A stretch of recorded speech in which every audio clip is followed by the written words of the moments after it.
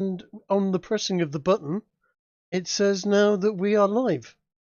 So now we can entertain our viewer, singular. Amazing. To whoever the viewer is, which I strongly suspect may in fact be Coatrack, I thank you for making this session begin. Yes. Amazing. To whoever the viewer is, which I strongly suspect may in fact be probably Echo. not me. For making this session. Right, I'll just mute my. I've got a version of it. Echo. It's all right. I've dealt with it now. But yeah, no, yeah. I'd got an instance of it running in the background, so it was starting to talk to itself. Oh, it's a shame. We could have had a feedback loop of gamer words if we'd timed that right. Oh god. No gamer words for at least the first half an hour. Let the big brother it's go gone up away. for half an hour? It's at least that. Christ. We could barely play D&D at this point. I know if we say dungeon, then they'll say that it's rude and that we should be, just calling it. Yeah, they've banned this, right? the word. Yeah, they've banned the word dungeon being used in D&D for Adventurers League because they think that it's triggering. Yep. Oh, all those poor Germans. The thing is, they immediately then have to use their trigger signs, which is all based on BDSM stuff, which comes from having fucking weird sex dungeons. And people going, no, stop spanking me harder. This is actually painful. And using their fucking stop sign, which is some fucking hand signal or other. See, this is why you must keep degenerates out of your hobby. Because they take it over and then fucking put their own bullshit in. And all of a sudden... Yes, they do. Orcs aren't rapists anymore. No, they're Mexicans. Yeah, orcs are Mexicans, which is even funnier, because it means they're still rapists. Except now they're rapists with sombreros and mustaches and panchos. Look, orcs in my setting are not rapists, usually, but they are slavers. So how do they procreate? Orcs in my sessions are extremely rapey. Well, that's the you may have noticed because I said it quickly and under my breath, but I did say usually. Where is?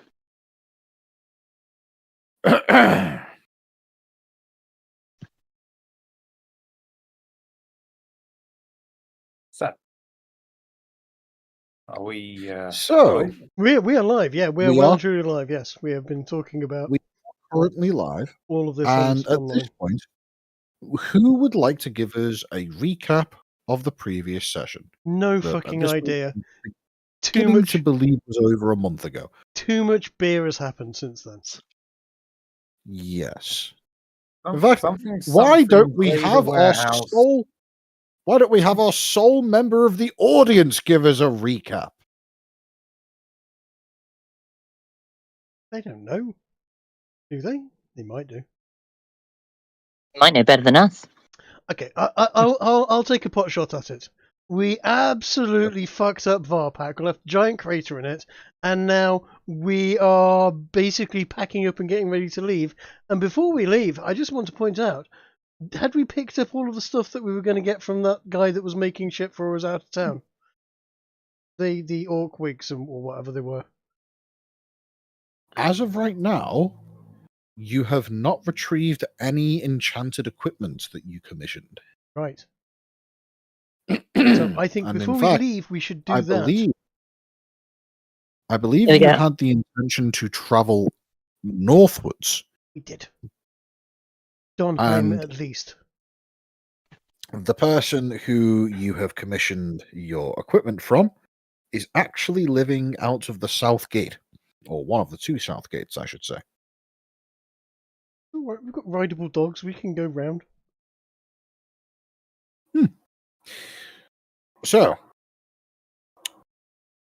you traveled Okay, so let me just propose a course of action, and you guys tell me if there is anything missing from what I'm about to describe, and give your edits.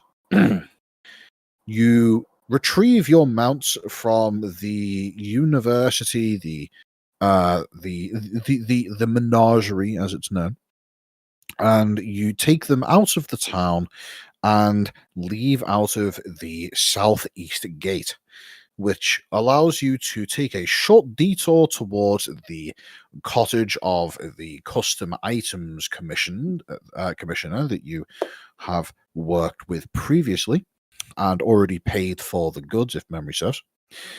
And you will then proceed to travel northwards along the coast towards Donheim. Does this sound about right? Sure. Wasn't there like a cave of magic instruments we'd heard about on the way? The cave of magic instruments that you heard about was located at Donheim, Ah, fantastic. or at the very least was located close enough to Donheim that by going there you would be going to said cave. In the other mountain ranges that aren't a volcano. That particular mountain range that has had a volcano-like set of graffiti applied to it is in fact not volcanically active. Wasn't Not yet. volcanically active. Well, that's incredibly misleading. I think we should correct that and make the map match appropriately. Yes, let's go and make these mountains volcanic. Can we dig a hole deep enough to get magma to start pouring out? Yeah, if we produce a really nice rhythmic bass line with some solid thuds and repeat it at the right wavelength for long enough, can we get something flowing there? Hey, we all know to spell shatter.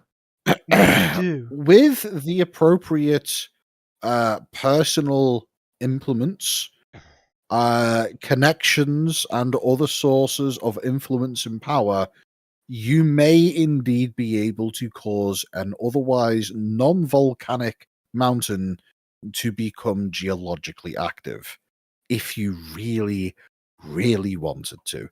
But I think that is currently out of your reach simply because you neither have the necessary ability to do so, nor do you have the necessary connections to achieve it. well, we've got a new mission then, guys, right?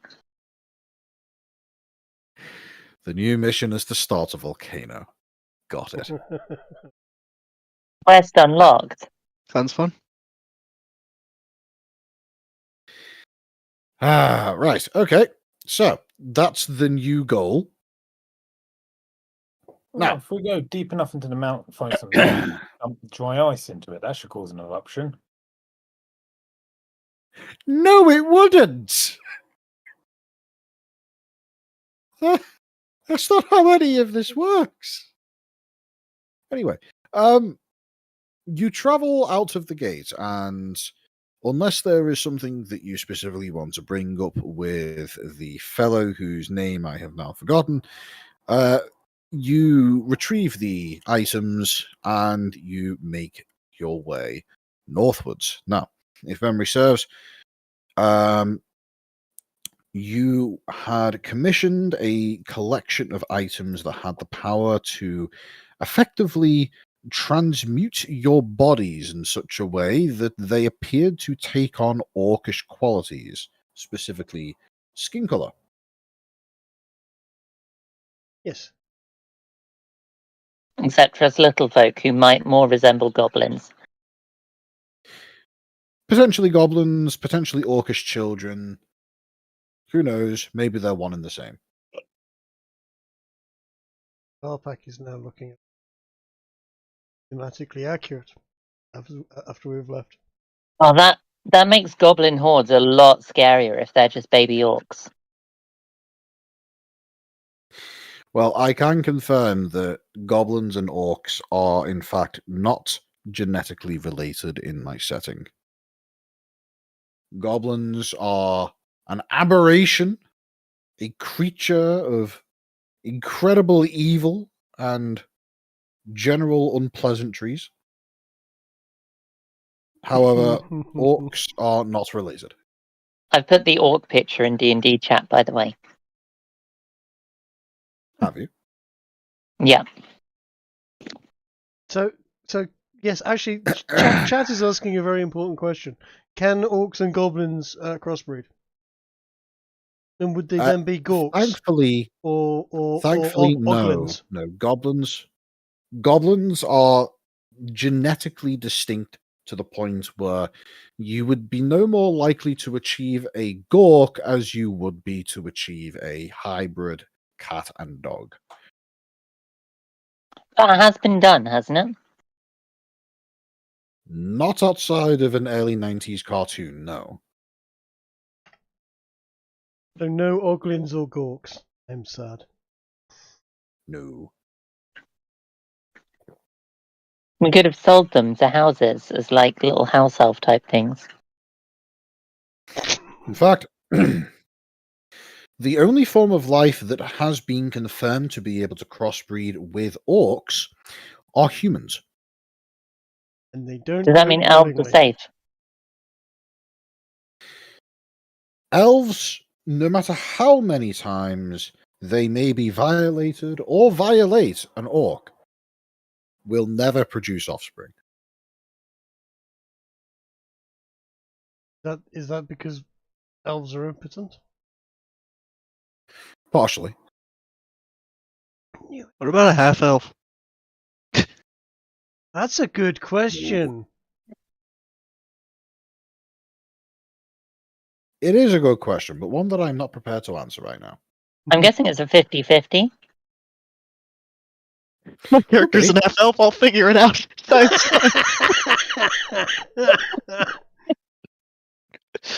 Ah, Christ. Something that you should know about orcs, by the way. They are highly sexually dimorphic. Much more so than what humans are. And to give you an idea as to the kind of sexual dimorphism we're talking about here, think spiders. I have no interest in the sex life of a spider. Right, are you implying that goblins are actually orcish men? Or are you saying that No. orcish What I'm women saying- kill their What I'm their saying- husband when they get pregnant? What I'm saying is that when it comes to orcs, the female is considerably larger and stronger than the male, and often does lead to the demise of the male during copulation. So like a left-wing American woman. There is a reason why the quote unquote capital city of the orcish lands is a strictly no women allowed environment. It's not because cooties, it's because, oh god, they might actually burn the place down if we let them through the door. Oh no, we don't have reinforced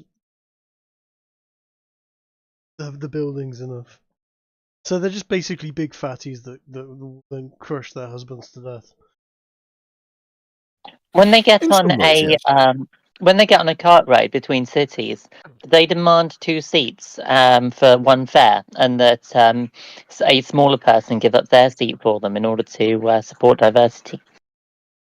No, typically typically an orcish female wouldn't be anywhere near a given cart.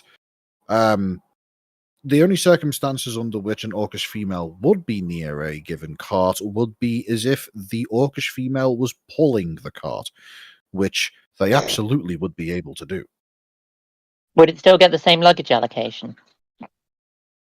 Probably.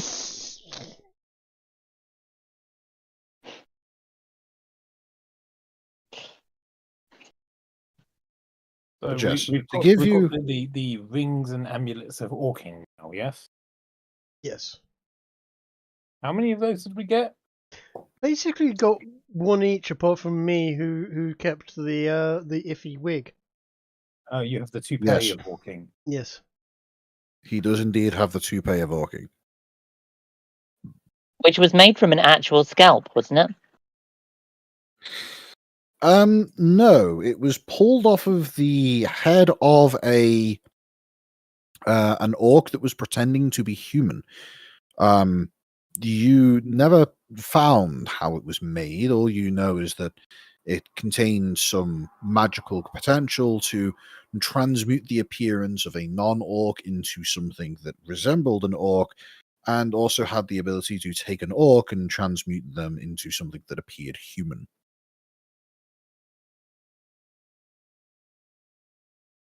It is also worth pointing out that if you change the skin color and the hair color of a male orc and also file down the teeth, suddenly you have the potential to take a orc and make them look shockingly human-like. This, of course, But only are they- applies to the males. Hold on. So if I sneak in to an orc encampment in the middle of the night with a staple gun and this wig, and staple the wig onto an orc's head whilst he's sleeping, when he woke up in the morning, all the other orcs there would think he was a human and immediately, attack him. Maybe even rape Probably, him. Oh, quite possibly. I feel some japes coming on with that.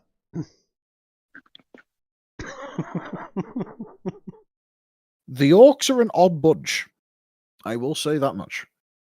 Were they to encounter a random sleeping human inside their camp, there's no telling what could happen.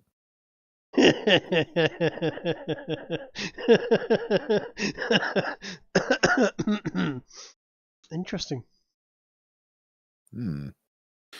I could sense war crimes on the horizon.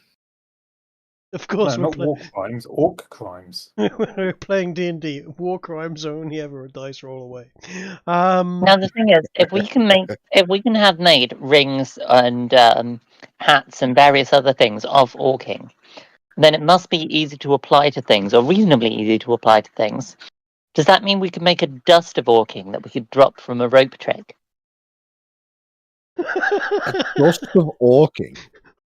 But like a powder that you drop onto an unsuspecting person that suddenly transmutes them into an orc-like entity. Yeah. That you could throw at them like a flower bomb. Or reverses them, and if they are an orc, they then become a human.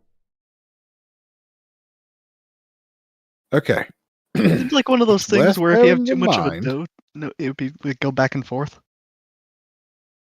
It's worth bearing in mind that this particular enchantment that you guys are using only changes skin color and hair color.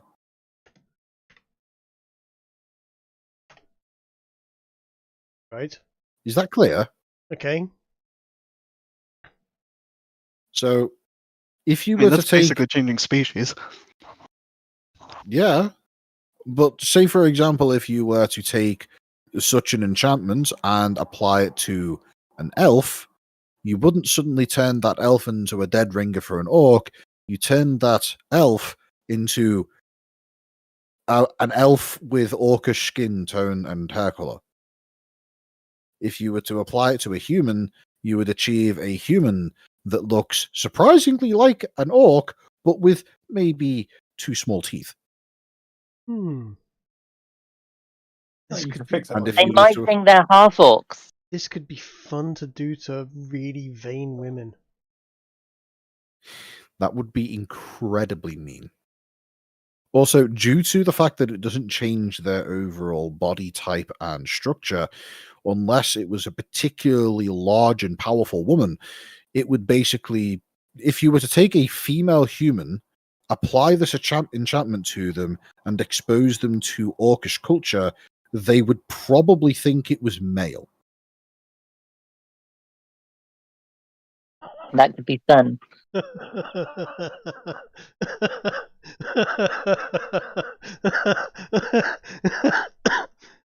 Many tranny jokes on the way.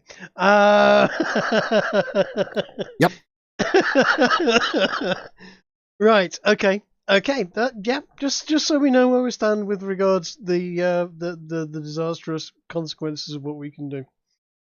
Right. Onwards to wreck another city, I think. Indeed. It's a multiple day journey to travel up the coast towards Donheim. And typically, people would make such a journey by traveling on the roads and making sure to stick with a caravan for protection from wild beasts and potential baddies. However, your party is perfectly capable of traveling and protecting yourselves. Yes. You make your way out of the city, pick up your equipment, and travel along the road for several hours. You find that this particular route is somewhat underutilized, and that you are among one of only few people traveling along said path. You, in the several hours that it has taken you to go from exiting Varpak itself and getting to the coast of the sea, you only see one or two other individual groups traveling in the opposite direction. This is not a well-traveled or patrolled road, it seems. Upon arriving at the coast, you see that there is a a relatively decent-sized harbor of sorts. This harbor obviously is an extension of the city itself, and you can see that the a river that must obviously lead out of the Great Lake of Varpak flowing down into the sea, and you can also notice that there are some vessels that are traveling up and down said river. You get the impression that this has been made navigable for the purposes of allowing the city of Varpak to achieve trade on the high seas. Seeing this from a distance, you can see that there is a road which you can take down towards the harbour, or if you so please, you can bypass this entire region and simply travel up and around, therefore allowing you to continue along the road up the coast. Which direction do you choose to take? What do you guys say to taking a boat? I mean, could save a bit of time. Could save a bit. I mean, I'm not opposed to it. Are we? I feel like we might find more adventure going along the coast and sort of exploring every single cave and nook and cranny and old witches' huts that we would find along the way, essentially. Whereas by boat, what are we doing? Just mugging someone with a boat, and I do suggest that you bought mounts and have yet to give them any proper use besides taking them back to the city that you were previously working out of. precisely my thinking.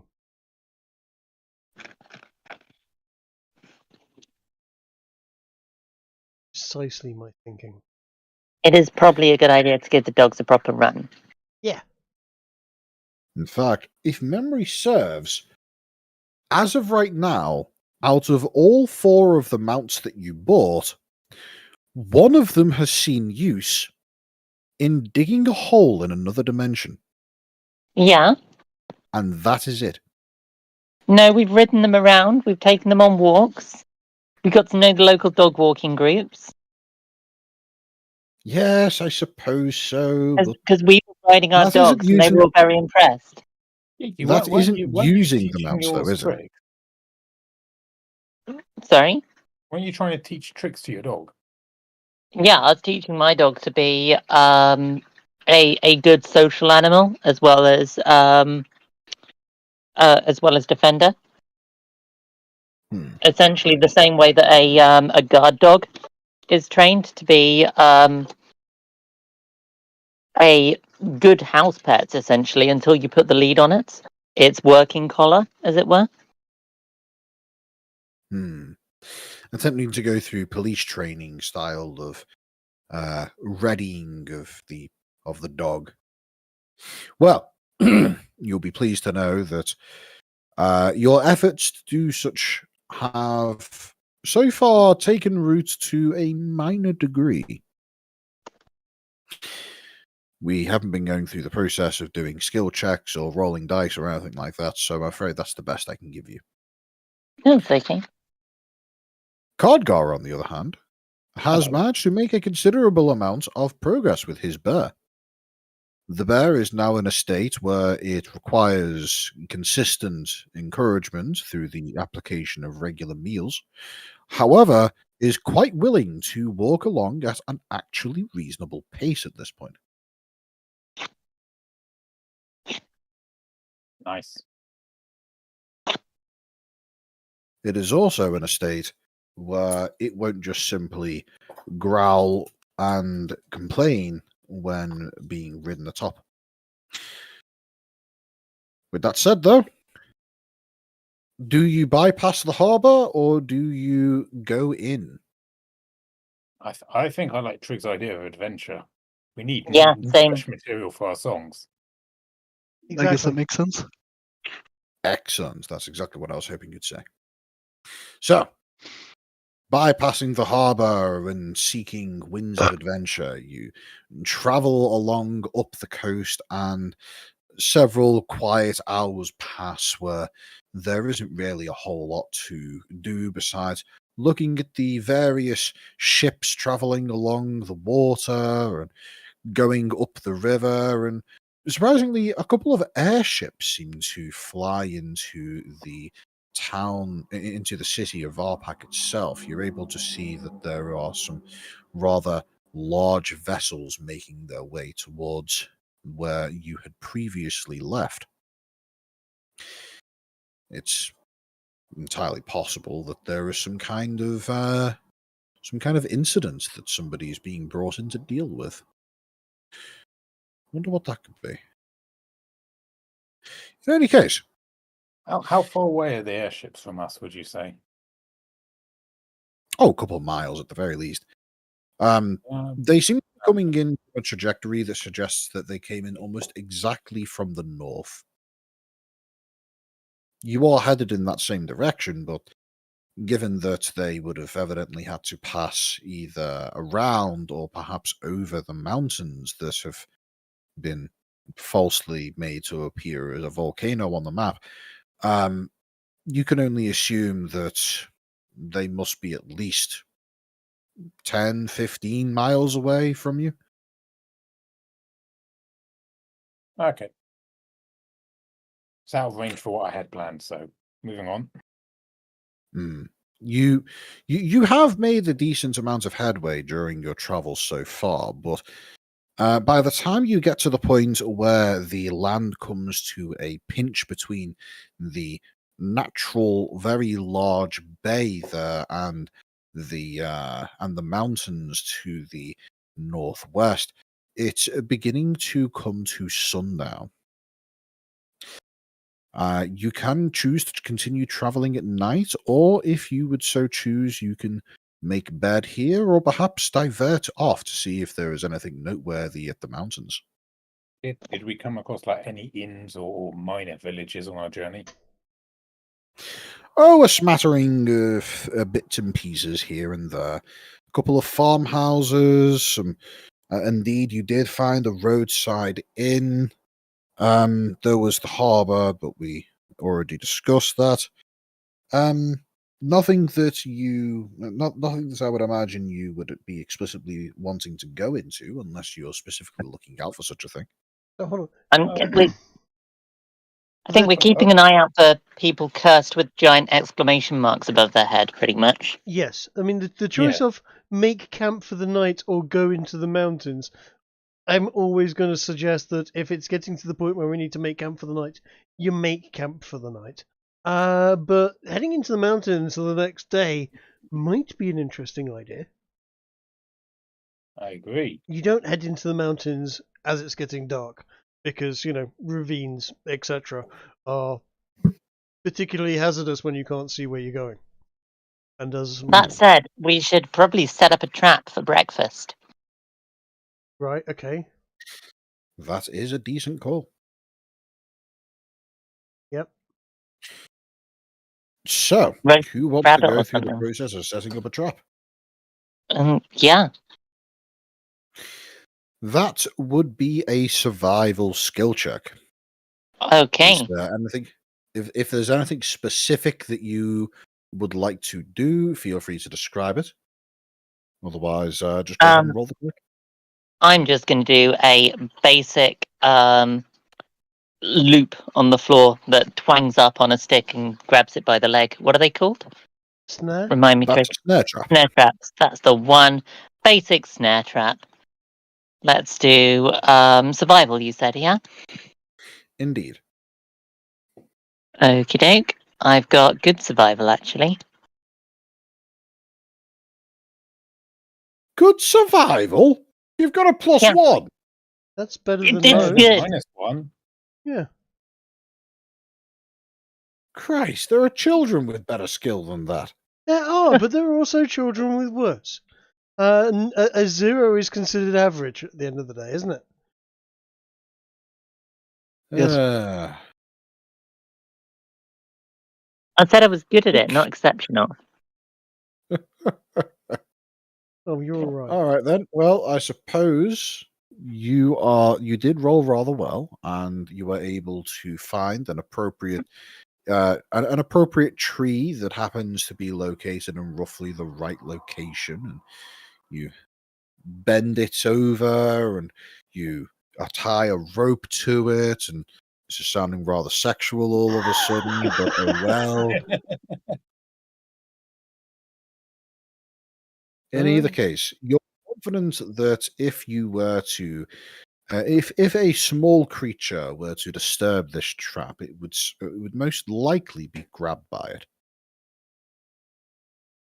You know what? I'm gonna create a series of, and I do this out of earshot of the bear, of course. A series of interlocked, chained together bear traps with my song of creation, and then I'll spread them around in a clearing, not next to Kiki's one because I don't want to get in the way of her snare, but in a different clearing. Mhm. So, what kind of trap are you making with your song of creation? Your typical bear traps sort of thing, but with like a series of them all chained together, so I can get multiple of them in the clearing. Okay, right. You know what I okay, mean by a bear trap, right? Yeah, big old spring spring-loaded teeth. Metal teeth. Yep. Yeah, thing that'll quite happily chop a smaller creature in half if it goes off. Can Pretty much, yeah. you let people know where you've done that? Because Yeah, I was Yes, going to say, I'm quite clear in making sure everyone knows where I've put it. bear I was going to say, traps. does anyone else want to make a bunch of traps around our campsite and not tell anyone else in the party? I was going to say, a bear trap will bisect a halfling fairly cleanly into. That is true. Can I also create some bells to attach to these traps so when they go off, we're aware that they've snapped something. Oh yes, because the giant clanging noise of it snapping shut definitely won't do that. And then the Oh, wails that's a of fair pain point. of the bear that you've just. Yeah. Of your own bear. I'm keeping Oh, my God. bear away from that area. I'm gonna gesture the bear to stay near the camp, and then reward it if it does with dried meat. Okay, give me an animal handling check for trying to instill training into the bear at this last moment. Okay, animal handling. Oh dear. Any chance of a bardic inspiration? I Bardic can give you. inspirations have to be applied before the roll is made. You can use your. You can use inspiration to get advantage. It could, but I'm not sure if it'll help. Can I boost That it would with one of be these? that would be that would be this session's single DM inspiration. Bear in mind.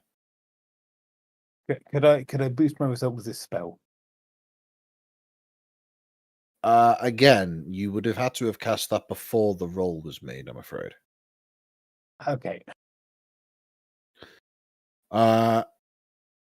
In your attempts to coerce the bear into staying put, you seem to have inadvertently triggered a hunger response from the creature as it begins sniffing around, looking in a in a pattern of behavior indicative that it wants something to eat. You suspect, were you not to intervene, it would go wandering afar. Okay. Question. We're near the bay, you said, yes? You are in that small pinching of land between the mountains and the bay. So here. Thereabouts, yes. So Yeah, we could fish. I mean, the bear's right, to be honest. We haven't eaten much. And, Bobby, weren't you working on some method of summoning fish? No, I was thinking of making Find Familiar one of my spells and making it into a salmon.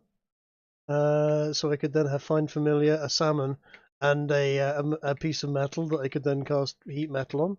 But apparently you can't do that to Familiar salmon, and they just go poof out of existence rather than get cooked on the hot plate. Like a good There is little a way snack. to make this work, Trig. They go poof when their hit points are reduced to 0. So if you just cut part of it off but don't allow it to die, that part you can eat. Yeah, no, it's okay. I've taken different spells now. I am a different type of wannabe wizard instead of a familiar. I have a fireball. The part of the familiar that would be cut off would poof. Just to be clear. Right. See? That said, you do have an unbreakable fishing rod. I do have an unbreakable fishing rod and many fishing skills. I also have fireball, which is semi-explosive, and I could fire it into the bay in the idea of shocking and causing a lack of oxygen in any fish that were actually in the area and making them float up to the surface as if stunned. Dynamite fish.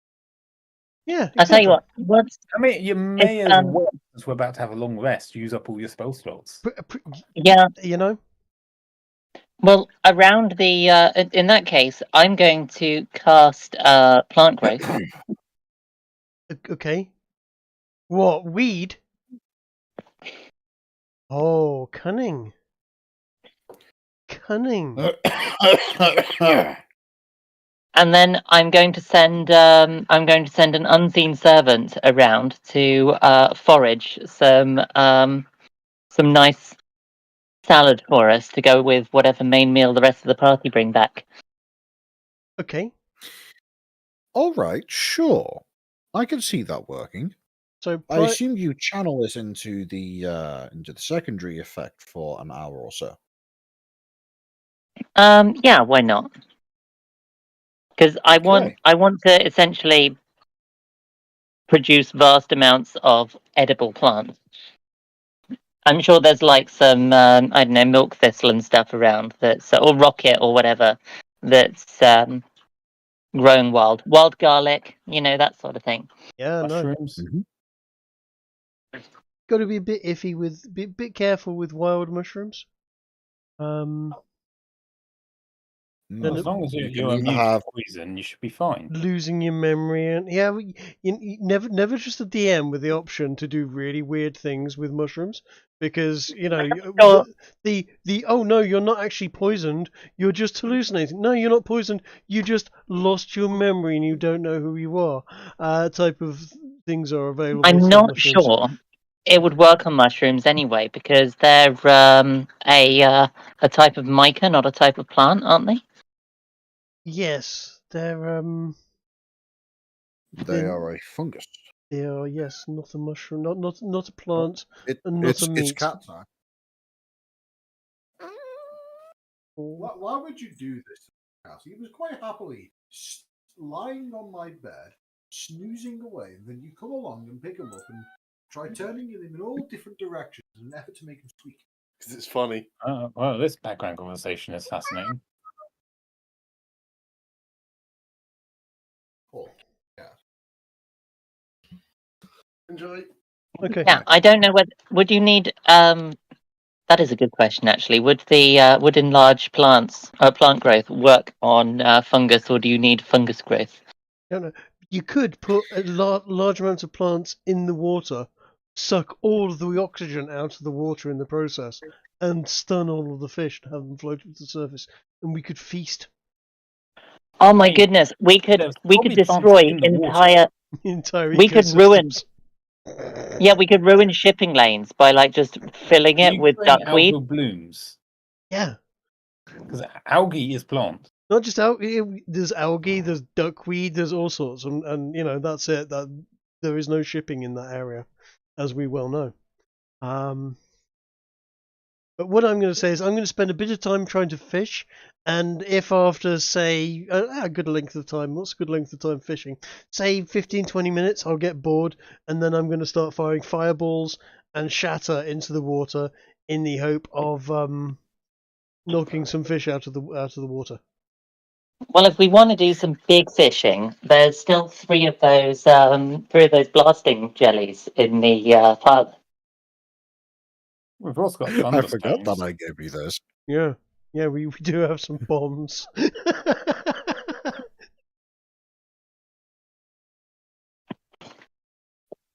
Okay, who wants to describe to those listening precisely what a barrel of blasting jelly entails? Explosion! Well, we left a sizable hole in the last city we used a single barrel of plastic jelly in. Not a single barrel. You used 2 barrels. Did we? You used 2 Okay, barrels of yeah. blasting jelly located in a cave underneath the thoroughfare of the city, which was approximately 20 feet deep. The resulting hole was large enough and powerful enough to cause multiple buildings to cave in. Yeah. And they are proposing to use a barrel of this material to fish. Ginger, question. Blasting Yes. jelly is not magical, correct?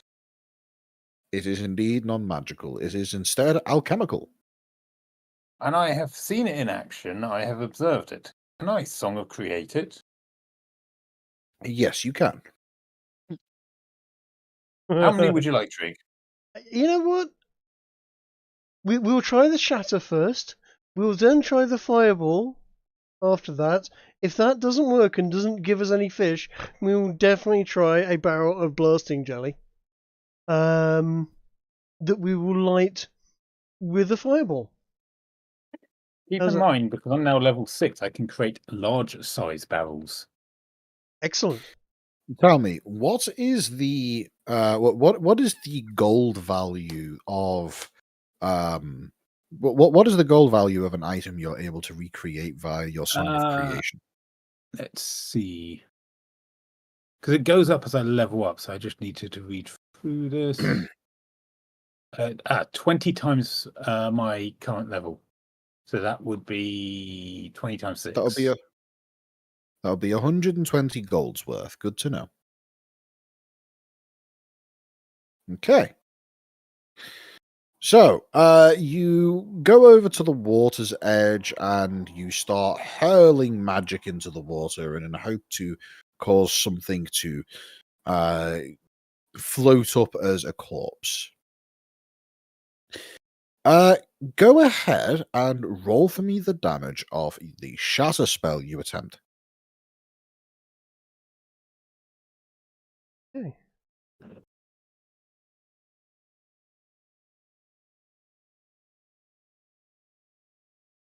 Let's see. Can you speak with dead? Sorry, too many. Sorry, go on. Kiki, please speak. No, I was just going to say, can you speak with dead on a dead fish to get it to tell you where its family is? Sorry, carry on. Okay. You use shatter and you locate the spell underneath the surface of the water and detonate it, and there is a sploosh. Water goes into the air. But unfortunately, seemingly only water goes into the air. And nothing else seems to happen. Okay, well, let's give it a fireball then. I've been wanting to fire one of these bad boys off, seeing as I've just learnt one. Could you post the description for fireball for me, please? There's something I need to check.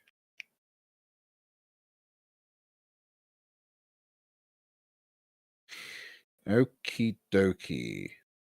Tell me, do you choose to have the fireball go off on the surface, or do you choose to have it go off under the surface? And if so, how deep down? It is a radius, so I'm actually quite happy for it to basically explode on the surface, because that 20-foot radius is a sphere. It will be 20 foot deep as well as 20 foot high. That the explosion goes off. Indeed. So I'm quite happy for it to go off on the surface, just so we get a nice show. And also that way it sort of it compresses the water down. Not that you can compress water a lot, but the shock will definitely be in a downward motion, knocking the stuffing out of anything below it. Okie dokie. So, as you fire the fireball out into the water and you cause this fiery conflagration of a big ball of fire, you choose to have it detonate on the water surface, having half of its damage go above the water and half its damage go below. Mm-hmm. The results being quite interesting. You see, as the fireball detonates, this great sphere of dark orange to reddish hues of flame erupts and flows around for a moment before dispersing. And you see, as you look to the point which is now that the fireball had previously impacted at, that there is a noteworthy column of steam rising up from the water that lasts for about 2 or 3 seconds before the effect seems to come to a close. I'd like you to roll me an Arcana check. An Arcana check? How can I roll an Arcana check with a grin this big on my face? Bobby is very pleased with himself, having fired his first fireball. Indeed, and what a fireball it was! It Make them seemed to close. it seemed to deal a considerable amount of heat damage to the water, and in doing so seemed to cause some of it to flash off into steam. You could make some As great you fireworks with those. Yeah. as you look to the water for signs of fish, you do notice that there appears to be some residual bubbling from the heat of the fireball, but it appears as though you didn't create any dead fish float to the surface. Okay.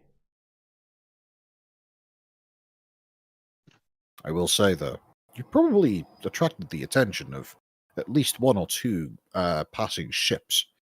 A 20-foot radius sphere of fire suddenly erupting onto the surface of the water isn't something that is typically seen by passing sailors. Attracted them or made them go, fucking, we're keeping well away from that. Whatever that is. Do they not say when camping, wild camping especially, that you need to make as much disruption to the local wildlife as possible? Something along those lines. I don't think it was exactly that, though. You're supposed to leave your food out to attract the bears and stuff like that. That's right. We've already done that.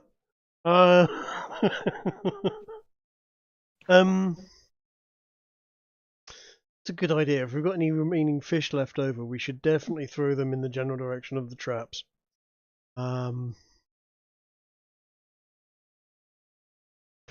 You probably do have some now somewhat rotting fish, if you're talking about the fish that you caught when you first entered the city.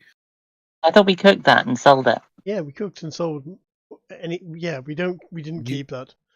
We're bards. We're not Okay. wandering around reeking of rotting fish. That just wouldn't be In done. that case, when you say if you have any fish left over, where would this fish have been sourced from? From Is it We're whatever- fishing. We're fishing at the present moment. This is a statement of what we might intend to do in the future should we be successful in a Ah, rather idiotic I- endeavors currently. I misunderstood. Please continue with your actions. Okay, in that case, Khadgar, would you kindly assist Bobby by generating some nice explosives that we can sort of float out into the water and then detonate this time? We're gonna make sure it's at maximum range though at this particular point. I think it's probably a good idea to not do this too close to ourselves. Can you make them depth charges? What? Can you I've- explain the depth charge to a dwarf? I've got to be able to hit them in some way to make them explode. Floating fuse? Okay, I'm gonna create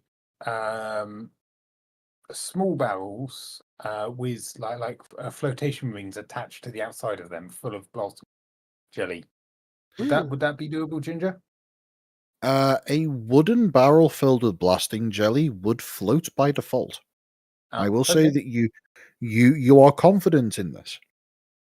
I will summon them though with a bullseye painted on the side of the barrel. Excellent. And I guess As you also summon like a forth, miniature catapult to launch them. you could, but that would require a separate cast. That's fine. Right. Whilst you're building the catapult, I am going to draw on the side of the barrel a fish with X's on its eyes. Before you do, okay. let me just put something out. Right. As Ez finishes up the casting of his initial Song of Creation to create the barrel of blasting jelly, you note that the barrel ends up being just marginally smaller than the ones that are currently stored within the parlor. Okay. And there is only one of them. You finish this summoning that a barrel of this size is probably right at the limit of how much gold value you're able to summon forth with your ability right now. Okay. That's okay. Blasting jelly is evidently quite valuable. We don't need to knock a hole in a city to hear explosion. I mean, all it means is we just need to have enough impact on the world to crash the economy, and then I can summon all sorts of. I mean, yeah. Yeah, how does Song of Creation account for inflation? Inflation doesn't exist within this realm. All we need to do is convince a local monarch to start printing money. I'm sorry. No, I have a massive problem with runaway this. inflation. Your setting has gnomes in it. I can't believe there's no inflation. The reason why gnomes do not have control of the economy is because other races are intelligent. So what happened in the real world? I was going to say, so what happened in Earth? Rothschilds, Unfortunately, the real Rockefellers. world is ruled by gnomes and highly unintelligent people. Yeah. Highly avaricious people. I will say that even if you were to somehow manage to convince a given nation to implement a fiat currency-based system, the nature of magic works on the price of gold, not dollars.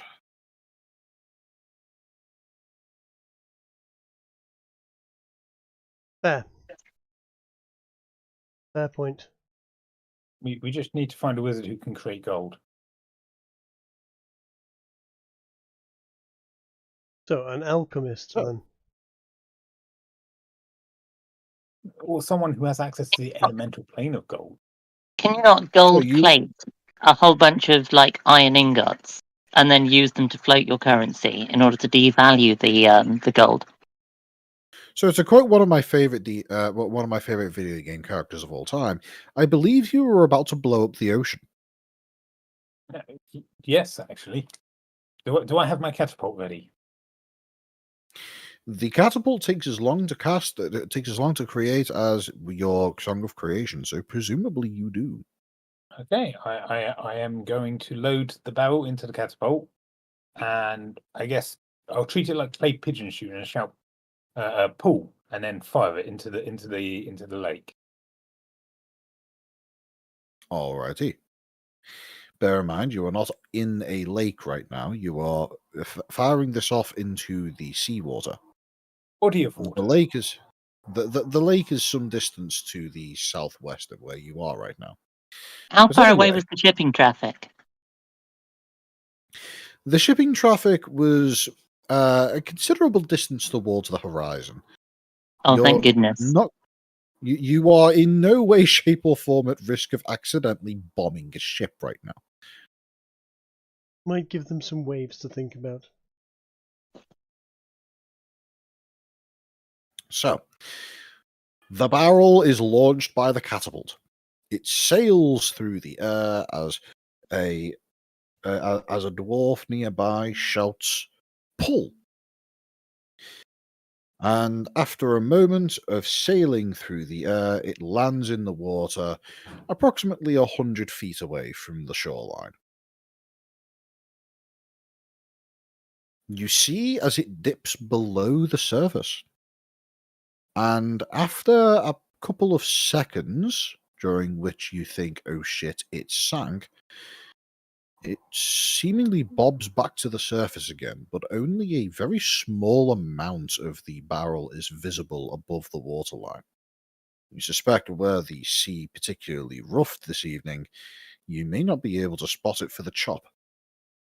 You got another one of those fireworks, Bobby? I do. It's all yours. Go for it. Allow me to gently place a fireball in the exact vicinity of the barrel. Easily done. Go ahead and roll damage on the fireball for me. Plenty sufficient. I would like you all to roll me dexterity saving throws, please. My best roll. I got a 10. Can we inspire each other for these? I got a 26. Okay, and just need one for Kiki. I'm happy. Yeah. I'm happy to give you inspiration if you give me inspiration, Kiki. Yeah, let's do that. Let's see. Dexterity. I am going to say that but you can't. There is no time to give inspiration on this. You fired off the fireball, and well, don't worry, you all passed. Yes, even a 10 was sufficient. You are all you all managed to realize at seemingly the last moment. Wait, hang on. Explosions are fucking loud. And put your hands over your ears in the moment before the fireball lands and causes a gargantuan clap of a bang. A plume of water is immediately launched into the air, completely engulfing and swallowing up the momentarily visible fireball, and a large wall of water is emitted out from that point. It seems to largely disperse by the time it reaches the shoreline, but good God, if there were any fish down there, they now know that you mean business. Mm-hmm. Can I And just in interject? fact, There would be a loud whooping sound and much hysterical laughter from Bobby shortly after he takes his hands from his ears. I I imagine so. And in fact, a moment later, I'm going to roll a dice here. Piper receives a large bash to the face.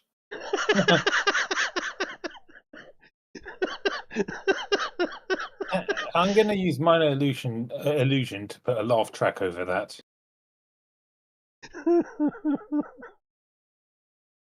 Well, it's even worse because before you said that, I was attempting to say that I was going to raise my finger, point out in towards the direction of the explosion, and command my unseen servant to fetch fish. So I presume I was halfway through completing that action when it hit me in the face. Yeah. Indeed, you were. Indeed, you were. You managed to finish saying "fetch" before.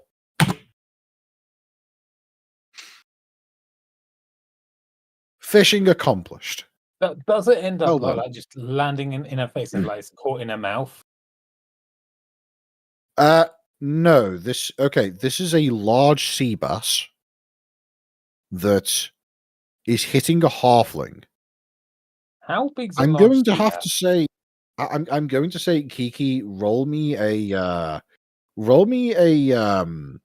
strength saving throw, please, to avoid being knocked off your feet. No problem. I'm good at those. Kiki, Piper almost manages to avoid being knocked on her ass, but unfortunately, the impact of the fish and the unexpected nature of it does indeed manage to send you flying. You are now considered prone.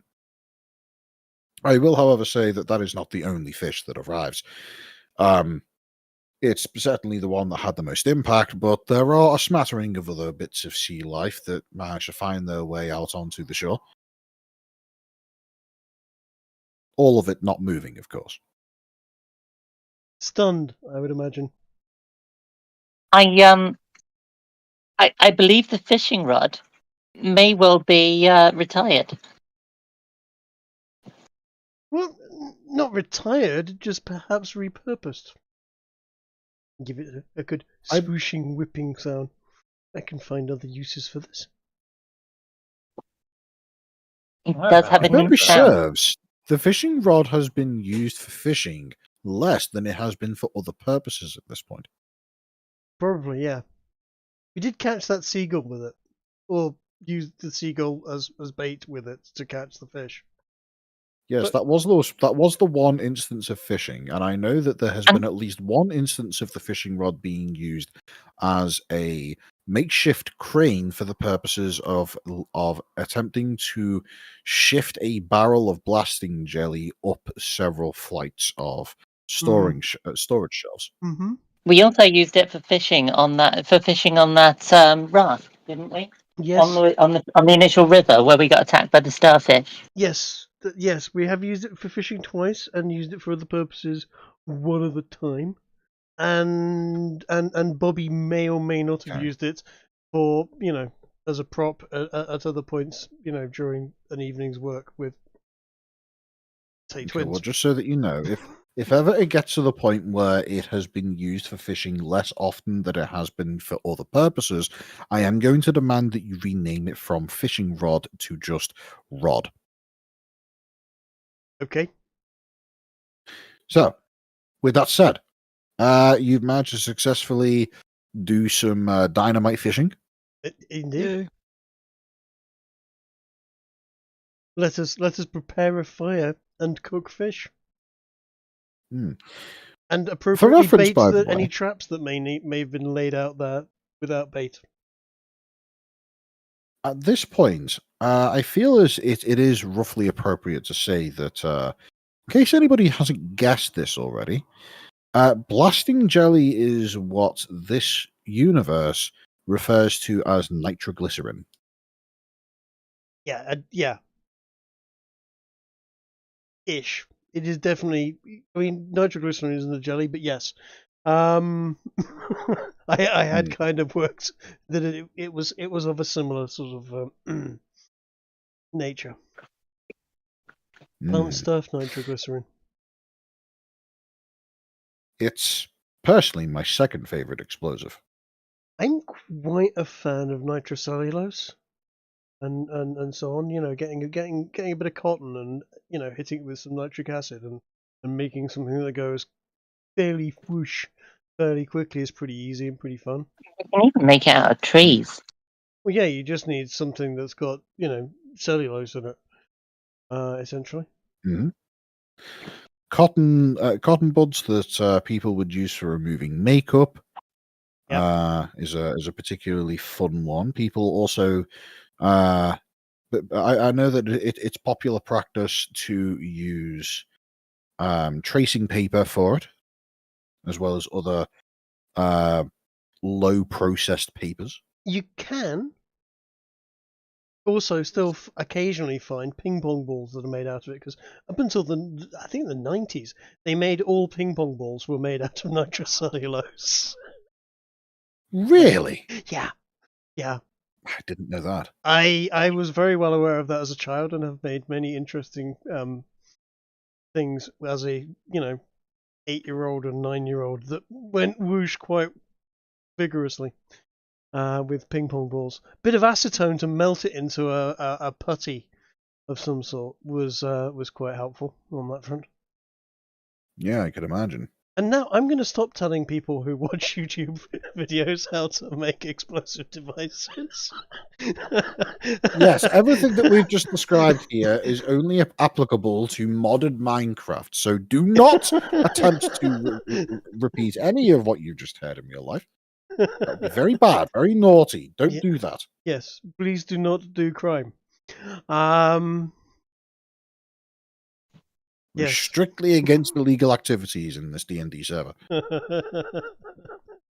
Absolutely. So,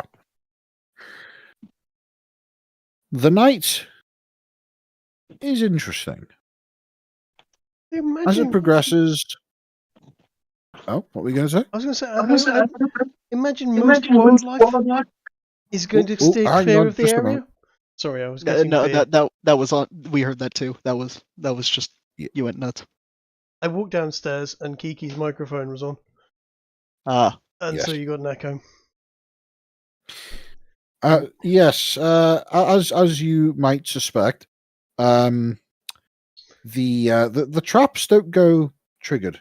Unfortunately, it seems as though some unexpected, unnatural occurrence may be keeping them at bay. I will say, however, that after your night has progressed through, with camp being made and at least 1 or 2 members of the party sleeping their way through the evening and concealed away in a extra dimensional space, I imagine, at the very least, feel free to correct me on that. It's not long before you are awoken by an odd smell. It's still in the early hours of the morning at this point, and the relatively warm, fair weather is pleasant to experience as you don't have to wake up in abject cold. But there is definitely a smell on the horizon, some pervasive odor. Is it particularly unusual, or is it just normal Cardigar smells? No, it's not Cardgar smells. It's not a smell that I suspect that you've smelled in quite a while. There's a degree of familiarity with smells that you may have encountered.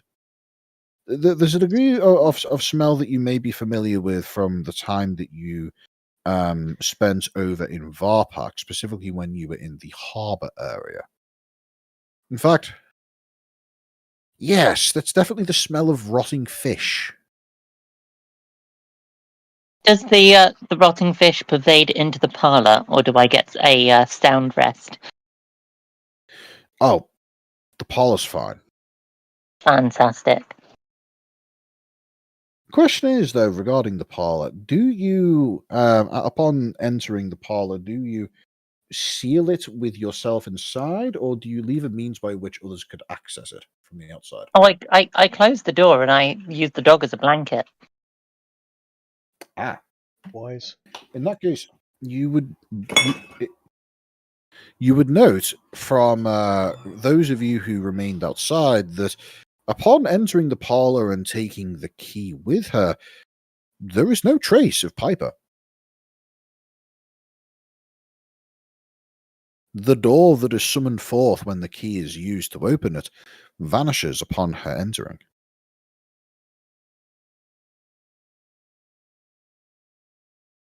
But with that said, yes, there is a pervasive smell of fish in the area, and it's not long. It doesn't take long for you to realize that clearly there must have been more than what hit Piper that fell from the sky in your immediate vicinity, and that the resultant dead fish has proceeded to emit some rather interesting smells over the course of the evening. Fish needs to be kept on ice lest it go quite quickly bad. Yes, well, that's okay. We're moving on from the area, and the local fauna will be more than happy to clear that up. I'm sure. So, all except Piper, I would like you to give me a perception check, please. Right. Perception check. Did I roll for bear as well? No, just for yourself. What is it with me and perception 21. checks? Look at that lucky 7 Trig got. Yeah, look at that, double sevens. Shame that's terrible. Uh, Mine was the double rest 7 of and then you 7. are. The rest of you are woken and then promptly distracted by the terrible smell. Cardgar's But was Cardgar, triple 7. you pick up on something that apparently the rest of your companions do not. As you look around for this smell of fish, you hear a bear growling in a particularly unhappy fashion. And when you take a look to see what your bear is growling about, you realize that your bear is fast asleep. Ah. So, is it another bear? Hope we got a long rest. It's either a bear or it's a suspiciously bear-sounding duck. Yes. Okay, It's probably- I have well, dark it's- vision. Can I see this other bear? Well, if it sounds like a bear that sounds like a duck, it's probably a duck. Or if it sounds like a duck that's probably a bear, it's probably a bear. And yes, I know how counterintuitive what I said is. Uh-huh. Gargar, to answer your question, you take a quick look around, and did you end up creating those bear traps you mentioned? I did. Hmm. You They look were in that baited with direction. fish. You look in that direction, and you do see that there is a bear with its foot caught in a bear trap. Breakfast. I see a new pair of bearskin boots on the horizon. I'm gonna wake. Well, I can't wake Piper because Piper's not here. I'm gonna wake Essig and. But what was your guy? Oh, everybody's already awake. Bobby, Bobby. how can you remember? How can you forget Robert Plant?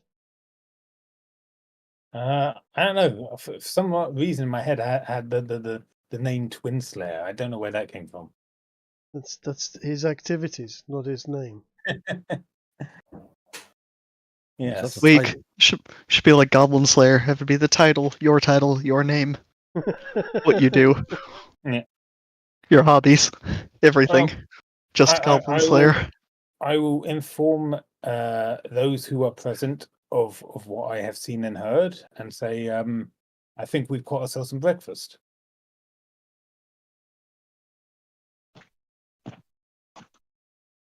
A bear for breakfast? Where are you going to get the eggs from? You can't have bear bacon and no eggs. At this Do you have point, any eggs? the bear is looking in your direction and has seemingly noticed that you have noticed it and is no longer making any noise. Also, it's alive still. I think that's kind of mean. I'm gonna have to Eldritch Blast it. Go for it. Weak. I could do better than that. Oh, I can do better than that, but I just want to start with an Eldritch Blast and work my way up. But try not to damage too much. We might be able to use its coat first. Oh, 2 force to the head. If 15 hits it, that is. Oh yeah, sure. 15? Because Eldritch Blast has never done more damage than you intended it to. This time it didn't. Okay.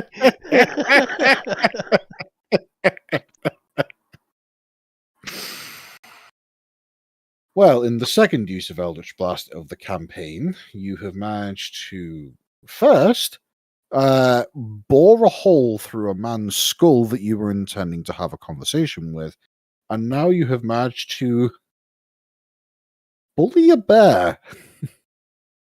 The Eldritch Blast impacts the Vicious. bear's head, and it responds with a mournful roar. It doesn't exactly seem as though you caused it any considerable amount of pain. You just made it really sad.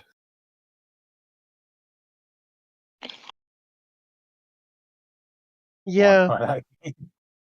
Yeah, we might have to continuously blast it, or does someone have anything that we can do to kill it quicker? Blasting jelly?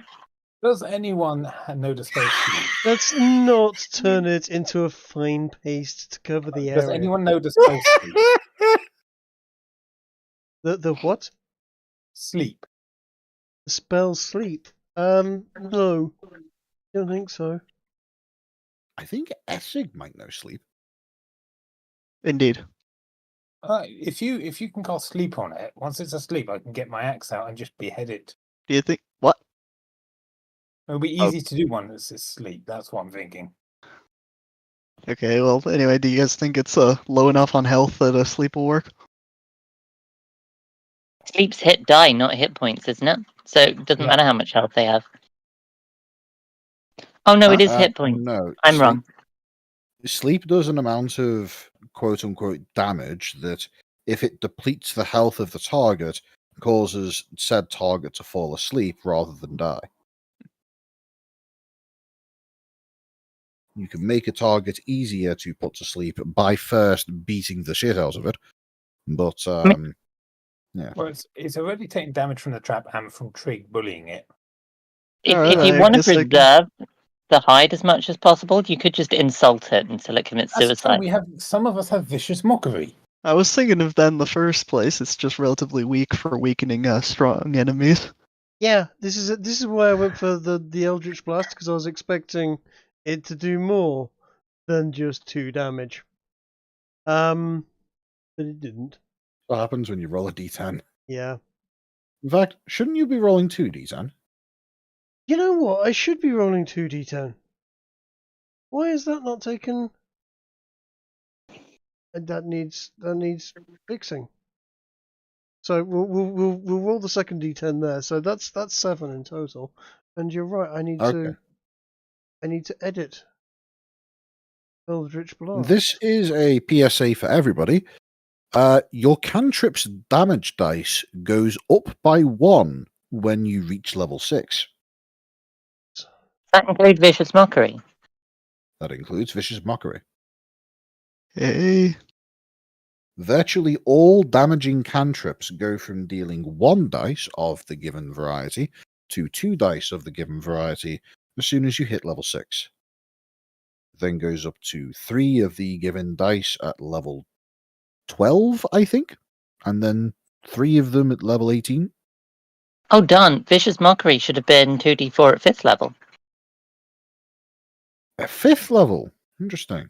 Yeah, my Yeah. thunderclap's also 5th level. Perhaps it's 5th level then that all of the cantrips gain damage. probably is, because level 5 is also when martial classes get their second attack for the most part. Yeah. Good point. That would make sense. Level 5 is kind of a major milestone for almost everyone, if not everyone. Also, I do just want to point out what our audience member here has stated. So far, you are effectively going through the process of halal slaughter for this bear. You may want to speed things up a little. I didn't know halal involved insulting an animal to Well, death. you know what? It's my turn. I'm insulting it. All right. It has to make a wisdom I'm pretty save sure- of 16. I'm pretty sure halal slaughter is basically just whatever causes the thing to die in the most pain, and currently you are achieving that quite handily. It's hanging upside down by its feet and let it bleed to death. Yeah, it's pretty horrific. Savagery. Right. How close to being dead is it? Or is it just really, really not enjoying its last moments? So far, you have managed to deal a grand total of 9 damage to it, and it's Uh, really not happy. Has it done its wisdom saving throw against mine? It has not. Let me just go ahead and quickly roll for that. DC 16. That is a natural 17 and a natural 2. Sorry, what did it roll? It rolled a natural 17 on the first vicious mockery. And it has. And No, the ones, the vicious mockeries that have happened in chat are me editing my thing. Don't worry about that. Don't just. Okay. oh, right, okay. What did you use then? Oh yes, I see. What did you use then, Code? I'm not seeing. I used Vicious Mockery. I haven't rolled it because that would be the damage. It doesn't do anything if he succeeds. DC 16 Wisdom. Well, yes, he did succeed. Okay, that's what I need. So in that case, I suppose no. You so far have managed to trap the bear, prevent it from being able to move around because it's got a great trap attached to its leg, and then bonked it on the head quite hard with a 7 damage Eldritch Blast. And ineffectually insulted it. Yes. Yeah, and ineffectually insulted it. Great. Do you, God, do yeah. you and Kiki Yeah. still have the earrings, so you could tell her to come out of her hobbit hole and help out? Oh, you know what? I do. And yes, yeah, I will go. Oi, you wanna come out here? We're beating the snot out of a bear. Kiki, you Oh, do fantastic. not hear anything. Sorry? You do not hear anything. Okay. It appears as though the earrings are not cross-dimensional. Sending is though. Sending is, yes. I'm not using sending. You could try cloud writing, that might work. Ow. To be fair, the only thing I've got up my sleeve for dealing with a bear is to phantasmal force an image of its mother to slap it. I mean, that worked really well against a whale. What I'm thinking is that if there were a turn order, it is Cardgar's turn, and then I can continue to blast it with Eldritch Blast. So what is Cardgar doing? What am I doing? It's incapacitated at the moment, because it's held in the trap. I suppose it could still wave its arms around. You wouldn't want to get, caught by it. The bear. Bears are fucking nasty. Yeah, I'm just trying to work out if I can get close enough to attempt to decapitate it. Do you have anything that you can use at range? I have shatter, but that might do damage to the stuff we want from this. Might also break Tenderize it. It might break the trap, and then we'll have actually, it'll do double damage to the trap. a very pissed off, angry, and yeah. Bears versus halflings does not work out well for the halfling. Yeah, Piper would wake up, leave the parlor, and come out to find everyone's been mauled to death by a bear, and the place smells of rotting fish. I mean, that just sounds like a normal outcome to one of our concerts. It also sounds like a normal outcome to an awful lot of fishing trips that people have had in bear country. Yeah, I don't really have any good ranged options here without risking the trap itself. Don't you have vicious mockery? I do not. I have thunderclap.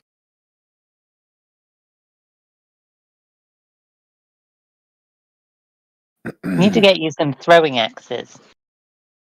With my dexterity of -1, maybe not. You might be able to use strength as a throwing axe. You can use strength Really? as your thing for archery. Oh, okay. That's only for damage, though, not for to hit. You're right, it is.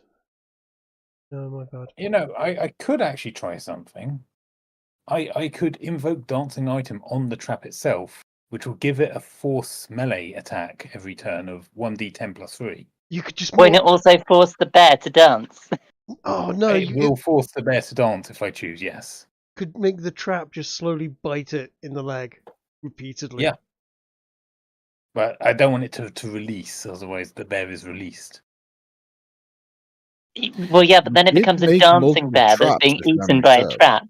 I did, you're right. That's right.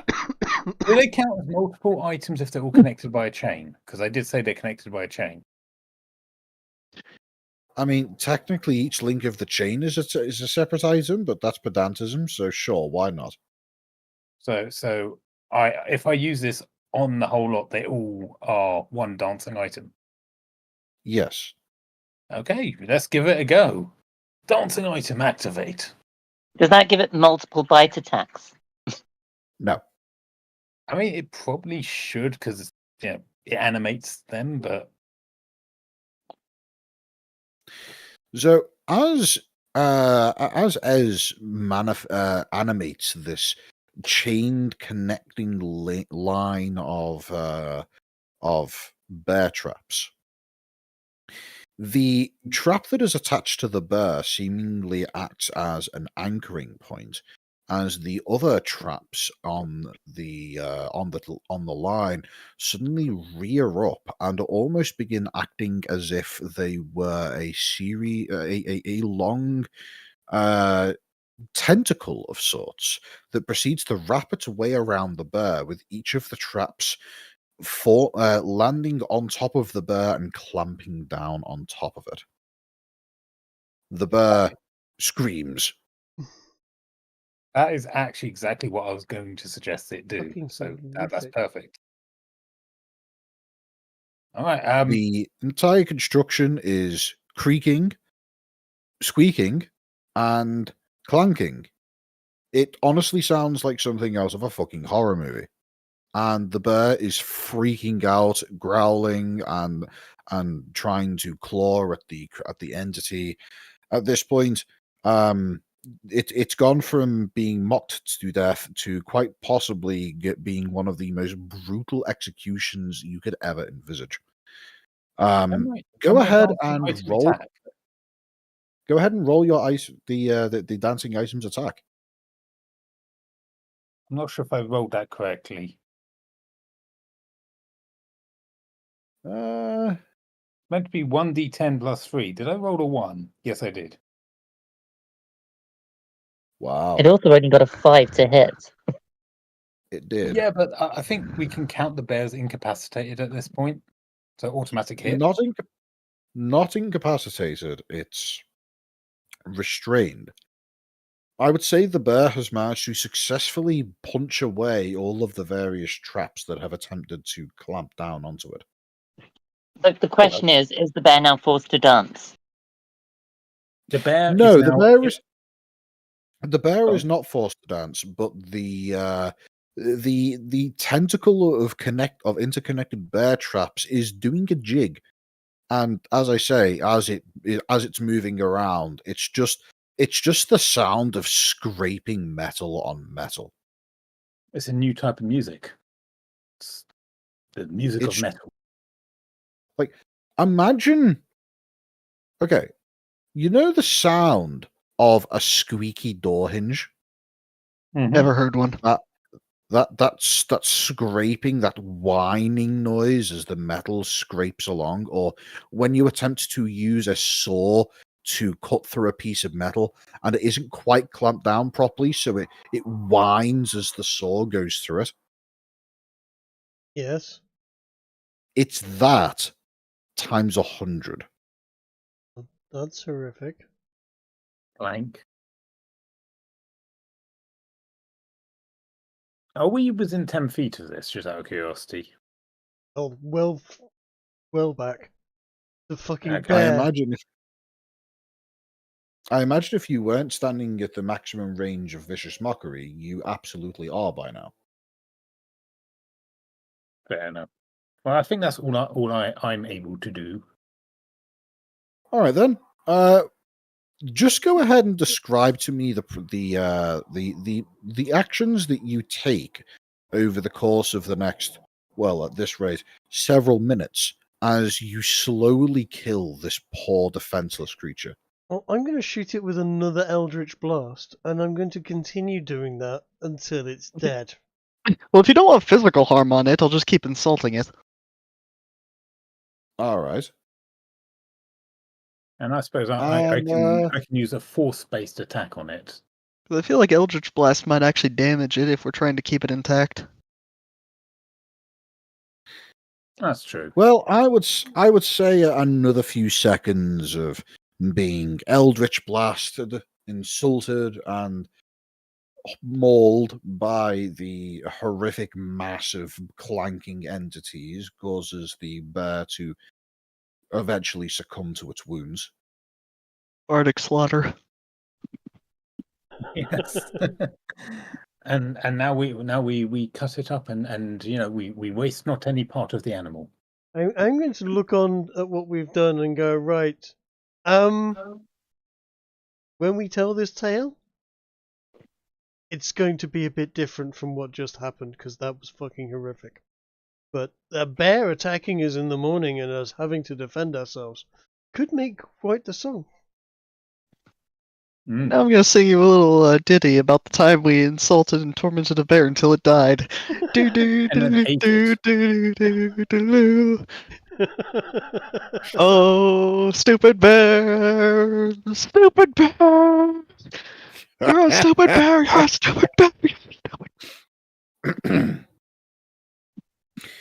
Right. I must took admit, really I long think singing this to kill the bear. That's how I close it, by the way. Is by saying that. Anyway, go on. I think that might be the second most horrific thing that I've ever seen in one of my games. Oh, The first, of course, being the goblin execution. I was going to say, give me time. I thought the first would be that time Chase tried to seduce an NPC and you had to play the NPC. Chase killing that fucking moose was fairly traumatic as well. Oh, I Yeah. don't even remember that one. God, he kept failing. You can't I remember. I You need to be back in a minute. okay? He used Feel free animal to explain friendship to the on audience. that thing. For those that don't know, Chase at the time was playing a druid, and he decided to prove his hunting prowess and went off and found a moose, gigantic, statuesque, beautiful animal, and instead of charming it and making it his mount that he could have then ridden around on as quite the impressive creature, plus druid sort of picture, he instead charmed it and then tried to slaughter it with a small penknife, which turned into a gory massacre, including large amounts of poison and various other stuff. Basically, he couldn't use the meat at the end of it, and the hide was in tatters, and he just it was horrific, quite frankly. There was this moose that was essentially charmed and wanted to be his friend, and he started hacking it up with the equivalent of a Swiss Army knife. Oh my! Didn't it almost kill him as well? It did almost kill him in the process because it's a fucking moose. You don't start a fight with a moose. Moose are really quite large. I mean, I've heard a horrific story creatures. of someone coming across a moose, like getting angry and start wrecking his car, and he had an AK and he was firing at it, and it was just bouncing off its hide. Yeah, they're tough. GPT is very hit and miss with vicious mockery suggestions for bears caught in traps. Go on. Well, it's got everything from "you oversized rug, I've seen carpets with more fight than you," and What's the matter, big guy? Can't maul us through your crippling sense of failure. Well, that's I not can't that's bear not to bad. listen to these That- bad puns. That's not bad. Might I suggest though, if you want humour, GPT isn't brilliant. And he said Grok's XRP. better. Grok is way Yeah. better at the humour side of things. I quite like the only thing you're hunting these days is sympathy, and you're bad at that too. Damn. Nice. Yeah, just don't use Gemini. Gemini needs a fucking safe space if you call it mean things. Gemini is weak as far as AI is concerned. In fact, the only ones I actually have time for these days are Grok and GPT. They've had some quite based conversations with both. Yeah, but with Right. GPT, you got to kind of like lull it into a full sense of security. Oh yeah, first. Oh, I yeah. had to Oh yeah, I had to ask GPT and it I know how twice to. Yeah, to be more vicious because it wasn't actually being mean.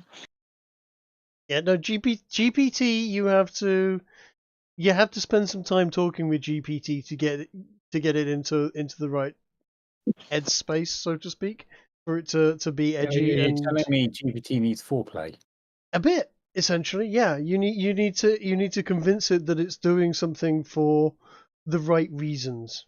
Essentially. Grok, you just have to go be an edgy cunt, say mean thing about this, and it will have a bash. And then it will give you the option to be even more, witty with it. So Oh, I like that one. I've seen more intimidating creatures come out of a wizard's latrine after a bad stew. damn.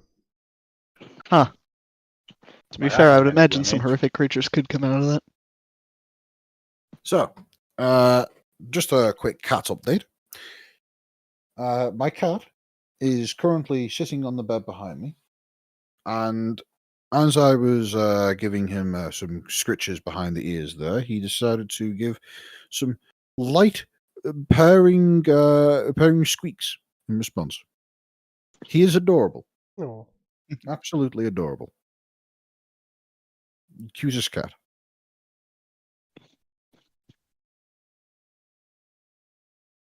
So, by the time you've finished killing off the bear, you've managed to do so without damaging the meat, but the hide is definitely not in perfect condition. It has Well, you should various have let me insult puncture it. wounds across its. Well, yes, it's there's a degree of grey matter leaking out the nostrils. That's fine.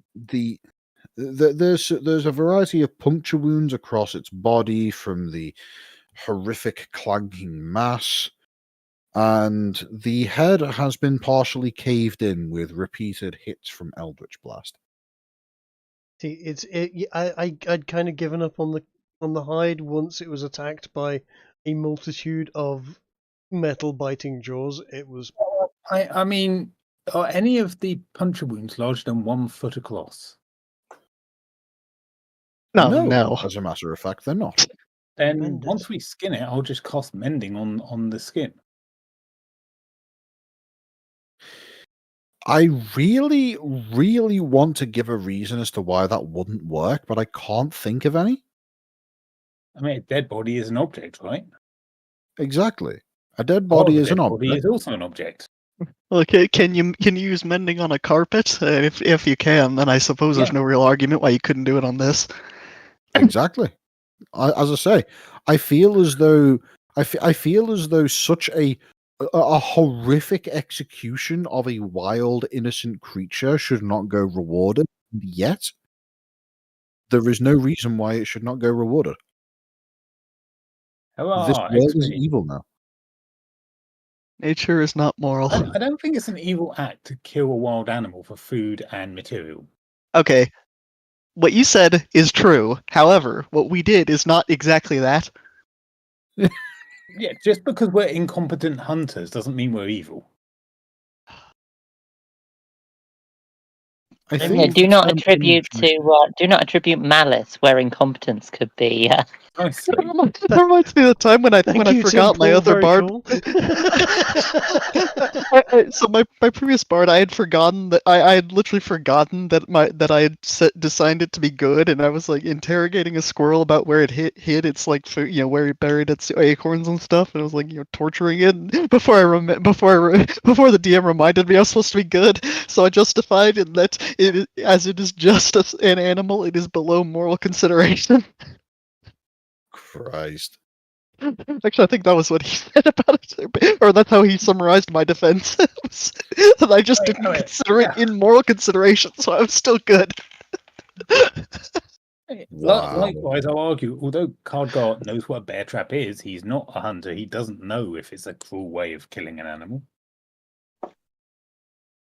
Well, he I does don't now. think He's you learnt have his to be a lesson, and hunter. now, out of respect for the animal, he said we shall not waste any part of it. I don't think you have to be a hunter to know whether or not it's cruel to undertake an action. Anyway, Hunting isn't Piper. cruel. At some point, Piper emerges from the parlour, having received a wonderfully comfortable night's rest with a lovely big fluffy doggy giving her cuddles all evening. And then she emerges from the parlour to see the environment strewn with bits of tufts of bear fur, a horribly mangled head of the bear itself still leaking various fluids and bits of rotting fish stinking up. Honestly, it's just awful. I'm gonna put my hands on my hips, look to the rest of the party, and I'm gonna say, really, guys? We can't have bear for breakfast. We haven't got any eggs. That's what I said. That's what this guy said, but I mean, you're going to let it go to waste? Nah, right.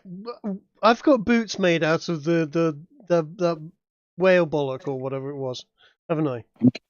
Can I try I and thought make? you made trousers. Oh, it was trousers, wasn't it?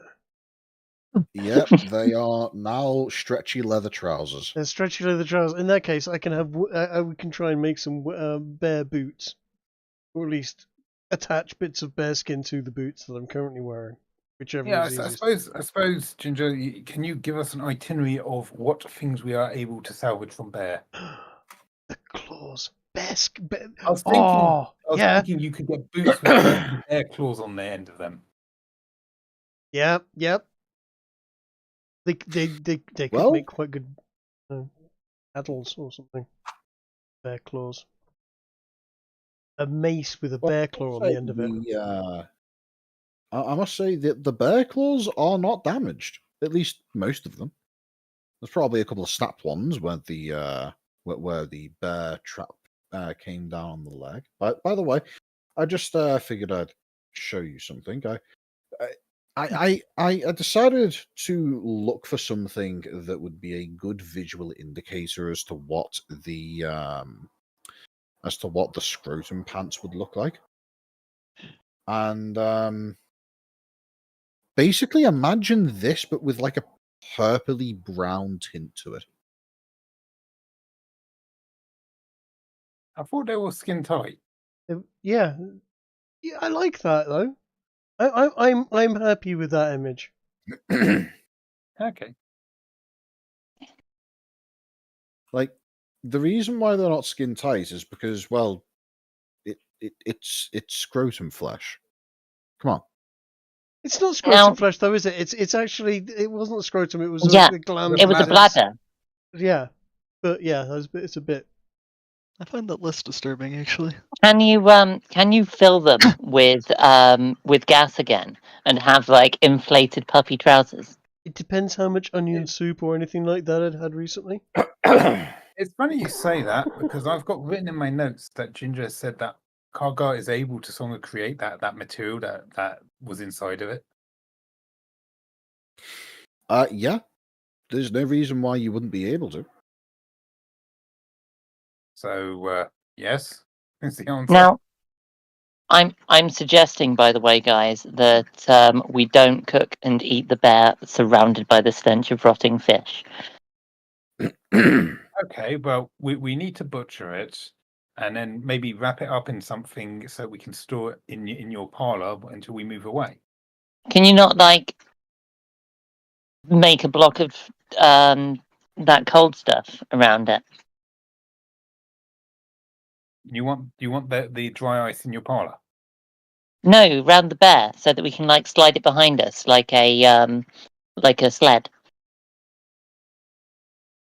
Do I need to roll some sort of wisdom to know that just won't work?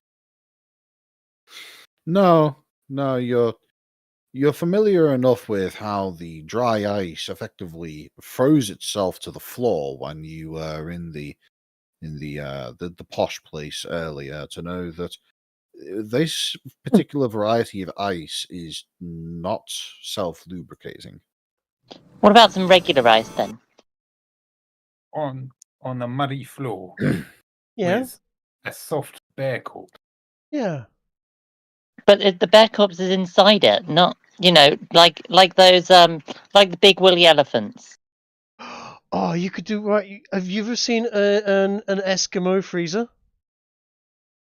Oh, Right, what they do is they get a big barrel and they leave it out. They fill it with water. I mean, it's a really wide barrel.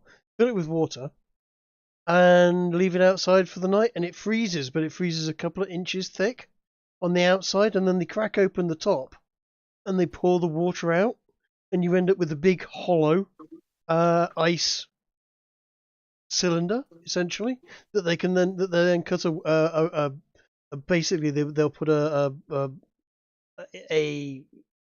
a bone into the top of and make a handle for a lid onto it, and then they store like their Eskimo meat, whatever that might be, fish, elk, whatever, inside this sort of encased freezing container of ice.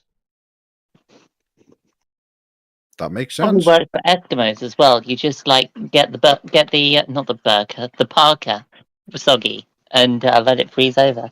That would what's wrong with like butchering the meat and then wrapping up and then putting it in something like that? It'll take up less total space. Yeah. So, who is going to be going through the act of butchering the bear, and who is going to be assisting? Well, Cardgar's gonna do the skinning because even if he fucks it up, he's got mending to undo the fuck up. Mm-hmm. I don't. Is anyone else a cook of any sort? I feel somewhat. We've got halflings. Halflings are native cooks. So you'd probably have some sort of advantage on butchering meat. I don't know. Would we get any advantage on this for being Shire folk? No, I mean, butchering. I'm not strong. I would have difficulty sort of cutting through the meat too much, very long. No, none of you would have any particular advantage for this. If you can guide Cardgar, he's got the strength to do it. I will inspire you. That can help. Inspiration can help. All right. And out of everybody here, Cardgar is, I think, the only one with a strength stat above 10. You know what? I will use a dancing bardic. item has a strength of 18. Excuse me, I have a strength of 11. Right. Ah, well, yes, I stand corrected. I will. Yes. I will use a bardic inspiration and play a little ditty and provide some much needed butchering tunes. Yeah, I mean, so I've got 2 bardic inspirations. Does that since they don't stack, can one become an advantage? No. Okay. The only other thing I can think of is I could create a pamphlet on how to butcher a bear and then read it.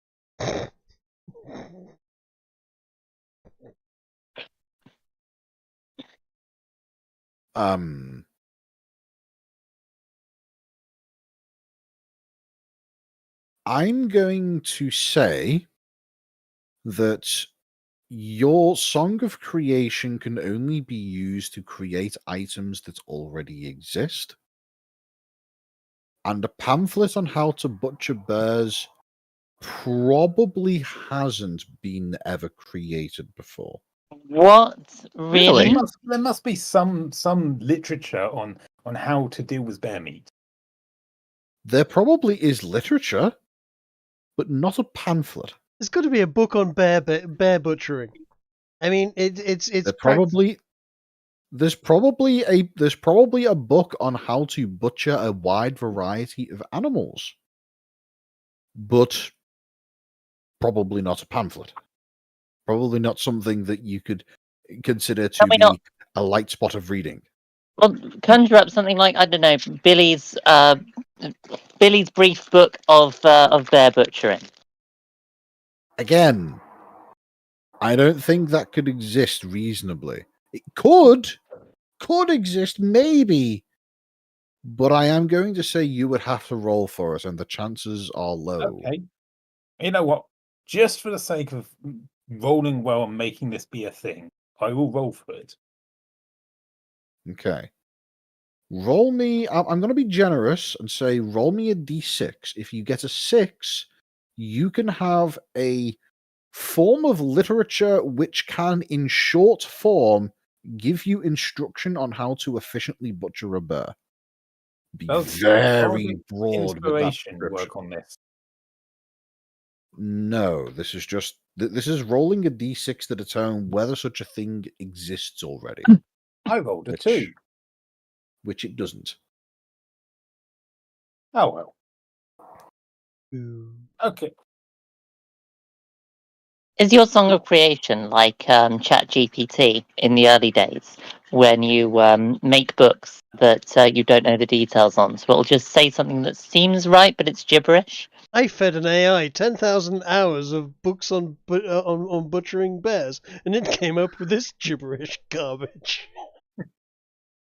Pretty much. Yeah, I guess. I mean, it's really up to DM discretion to a degree, because one of the examples it gives for song creation is you can use it to create keys for a lock you've never seen before. Yes. So Indeed. I And think Ginger's. You've said in the past that I can get common information this way, but not specific information. I think the limit that I'm going to put on this Song of Creation is that in order to create something, that thing first has to have existed it first has to have come about previously. So a key for a lock that you have a key for a lock that you have never seen, yes, you could create that because the key already exists to that lock. You've never seen it, but it exists. If you created a lock for which there has never been a key made, you would first have to have a key fabricated that could unlock that lock before you could Song of Create a copy of it.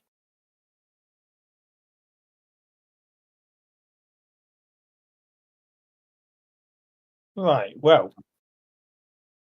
given that, and that my song creation apparently created nothing, shall I roll one? I will say that you were inherently understanding that you wouldn't be able to do something like this. You didn't consume anything to gain this knowledge. Okay. Shall I roll for butchery? I'm guessing that would be a strength roll. I would say your choice of either just go at it with strength, athletics, or survival. Let's see what my survival is lower than my strength. What's my athletics? Oh, that's athletics. And I've got someone's given me bardic inspiration. Yeah. Yeah. Yeah. Was it bardic inspiration 1d8 now? Yes. Your bardic inspiration is 1d8, yes. So I got 26. That's pretty good. Yeah. So, the results of this. Cardgar goes absolutely hog wild with his axe. You see as he creates these large, broad, swinging strikes at the bear with seemingly reckless abandon, putting all might and no dexterity into his swings as he goes, and yet, through what can either be a show of properly concealed skill or sheer dumb luck, possibly a mix of both, he manages to create a series of cuts that are perfectly placed in order to effectively butcher the bear. The meat is separated from the skin and the bone. The bones themselves are left in a pile with various other internal organs. The head is decapitated, the skull fragments removed. Well, you could even turn that into a shrunken head if you really wanted to. My plan for the head is to use mending to repair it, and then we cure it and we can sell it when we're in the next town to the local inn. They can mount it on the wall. Or we could turn Can it into a anyone mask. speak? Or we could just cut off its muzzle and wear it as a mask, kind of like a gas mask, but a bare mouth mask instead. Can anyone speak with animals? No. Oh, I don't think speak with animals works on something that's dead anyway. well, no, but I can speak with dead. Ah, I don't know if speak with dead would work on animals, because I think there's a minimum intelligence level for that.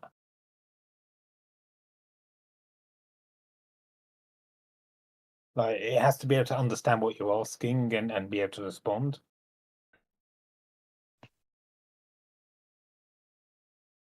That doesn't make sense.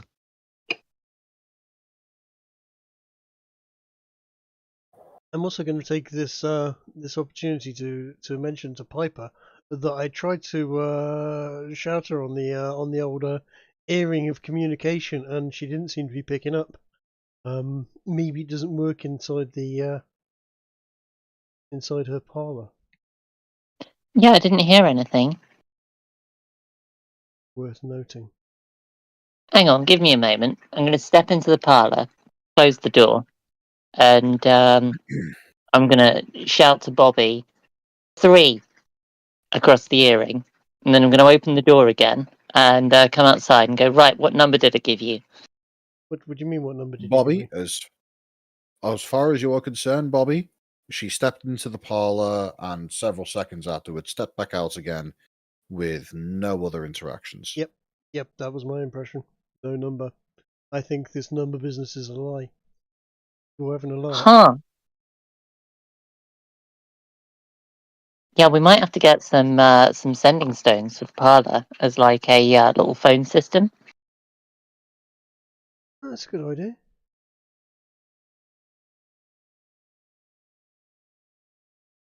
Okay, well, I guess Hardgar's going to put like the claws and the bones and the fur to one side, and then suggest we start cooking. Ginger, are eggs an object? Eggs are indeed an object. I can create eggs If you for still the wanted breakfast. to, you absolutely can do that. Are we still in the fish tank? You are still in the fish tank. In fact, with the sun having now risen, the smell has actually become slightly worse. I really don't feel like eating around here. This place smells like Hardgar's boots. Oi. I'll have you know, my boots smell just as good as yours. Well, we could move, like half a mile down the road where it doesn't stink of exploded fish and butchered bear. See, that sounds smart. Have a quick wander in the morning. Work up a bit more of an appetite, and then cook up some bear bacon and eggs. Love a bit of bareback bacon. I suggest while we're walking, we keep an eye out for bird nests. Because although it sounds like Ginger's saying I can create eggs, if we find them naturally, that would probably still be superior. Because Yeah, if we eat your eggs, they and if we eat your eggs, they disappear like an hour after we eat them, right? In 3 hours, yeah. That's not actually that bad. I mean, halflings get hungry every 3 hours or so anyway. I assume if they're fully digested, they just become part of you at that point. Yeah, Don't say that. I would say that after eating the eggs created through Song of Creation, that the eggs are no longer in a form that can be deleted.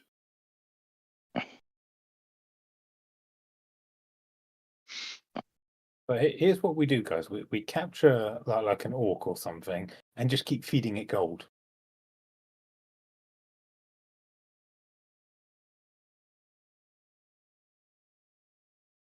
Okay. Because then the gold won't disappear. Well, it will if it's in a form that can be separated from it. We'd have to like dissolve it in something so that we could like get it into the orc's bloodstream. Oh, I thought you meant dissolve the orc in something. Then for a second, I mean, that could be interesting as well. which not saying no.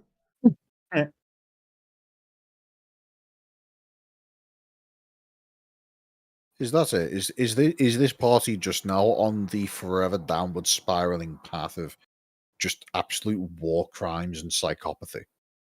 You can't call them war crimes if we're not at war.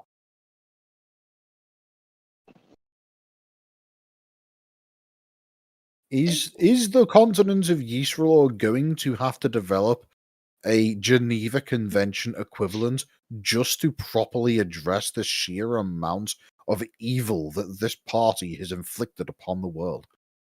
What have we done? We've been Party's fine. not evil. What have you done? What have you done?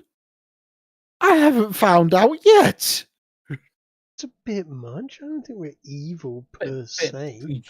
Prejudging us, isn't it? Yeah, I know, right? Anyway, may we all roll a survival check to find eggs while we walk to a different place? Yeah, What? let's. Yeah, I don't see why not. Natural 20. Well, I would say that between Piper and Cardgar, the pair of you were able to find a small smattering of eggs recently laid by whatever birds may have been in their nests the day before. With a natural 20, can I identify what bird it was?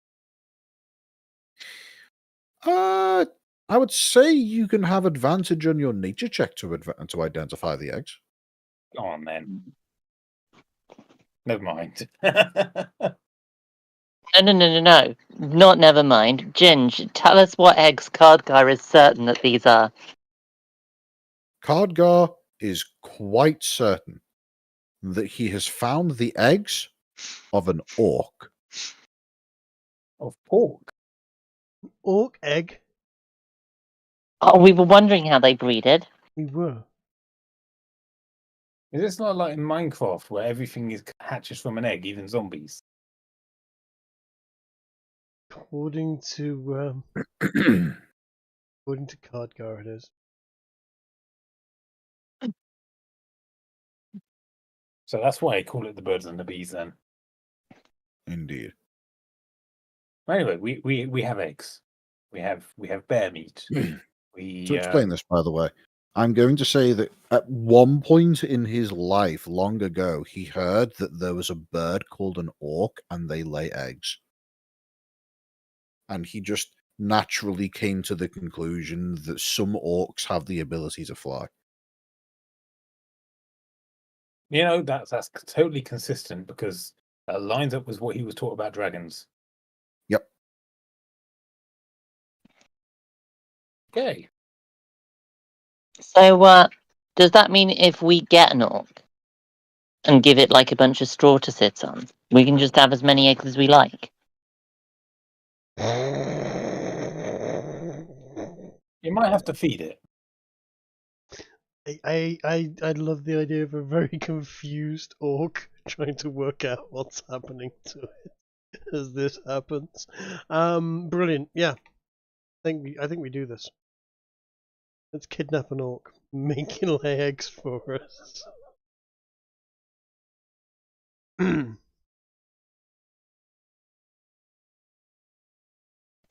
All right. Well, I That guess is- breakfast. Great. Yes. Eggs are fried. Thankfully, no juvenile birds are found within them. They are indeed just yolk with a bit of white, not much else. The albumin, as it's known. And you were able to enjoy fried eggs. I Lovely. presume that you guys have some cooking implements being carried along with you. We are halflings who have been travelling round doing as much cooking as we have been making songs. I mean, that is, yeah, a fair point. We'll cook up some of the meat. What about the liver? Do you reckon that will cook well? Liver would certainly cook well. Yes, bear liver is going to be delicious. Full of all manner of I think deliciousness. you gotta have that with a bit of onion though. Doesn't bear liver contain enough vitamin D to kill you in just a couple bites? What? Possibly, actually. Yeah, as I was saying that, I was thinking exactly that. I've got a feeling that it's you have to be careful with some animals' livers because of exactly that. It contains huge amounts of vitamins that will cause essentially toxic. It's we know vitamin about A, apparently. Vitamin A. Yes, vitamin D. Right. Vitamin D sunlight. Yeah, Right, yeah, the vitamin D vitamin A is comes- fat soluble and is concentrated in the liver. Vitamin D can be manufactured by skin cells by having sunlight applied to it. Apparently, Yeah. explorers and travellers in the Arctic are at severe risk of cases of hypervitaminosis A after eating polar bear liver, Huh. including headaches, dizziness, vomiting, dry skin, brittle hair and nails, blurred vision, and failure of the central nervous system. Damn. Well then, I Some ask of King, those do we know some of not those to do symptoms this are a bit then? more severe than others. Yes. The failure of the central nervous system being thrown in there at the last bit. And it also causes this. Yeah, that's the one that's going to kill you. The brittle bones and your Yeah. iffy hair. You can get over that with a bit of Timotei. It's like those old like infomercial ads you'd get in America. It's like side effects, maybe halitosis, death. It's like, wait, what? Yes, halitosis, chronic flatulence, diarrhea and death. Like, hold on a second, my breath's gonna stink? I'm gonna fart and shit myself to death? I don't think so. I think I'm taking another erectile dysfunction disorder drug. Oh, but it will help you lose weight. Yeah. My favorite lose weight drug is still AIDS. That was such Well, such an unfortunately named thing. yeah, Yeah, it was. God, I do remember that. You showed me it. Yep. And the fact was that they never hilarious. changed the name. Well, they basically went bankrupt because obviously the disease was running rampant in the 80s, and yeah, they'd spent a fortune on advertising, brought this product out, and then everyone started dying of AIDS. Yeah. Bit unfortunate. So the people who named AIDS those- basically screwed them. Is the next pandemic going to just be called the X virus just to sink Elon Musk's company? Well, it wouldn't fucking surprise me. Be a bit harder to sink a single letter, but yeah. Mm-hmm. It'll be the novel SpaceX virus. It wouldn't work. It wouldn't work because you'd have shitlords out there going, no, China flu comes from China. You know, I will say that it is very. I still love that Elon Musk completely overthrew the concept of X videos or X streaming. Yeah. That is hilarious. That is a porn site, isn't it? I X-Videos, don't know yes. if it's a specific site, but it's just a term Oh right. like X-rated. Yep. Triple X, etc. Yeah. I've heard of triple X, but not just X. Yeah, maybe I'm wrong Is about there that. double X? You know, Ginger, there's double X as well. Right. Okay. It's the whole rating system. This doesn't surprise me, and yet suddenly I find myself completely uninterested in finding out more. I might have been With all wrong, that but I'm said, not checking this. Well, if the liver is deadly, what about the heart? heart's fine. Mm. Heart's just smooth muscle. I mean, that'll clearly give us a hearty meal. You see what you did there. Yeah, even as I said it, I was cringing. Mm. Good. In fact, roll vicious mockery. I don't have vicious mockery. Still, 2d4. 2d4. At what? The bear? So, everybody in the party. Max roll. Wait, no, that's not max roll. Yeah, Medium that's not max roll. roll. Medium roll. Completely. Wait, that's not the medium roll either.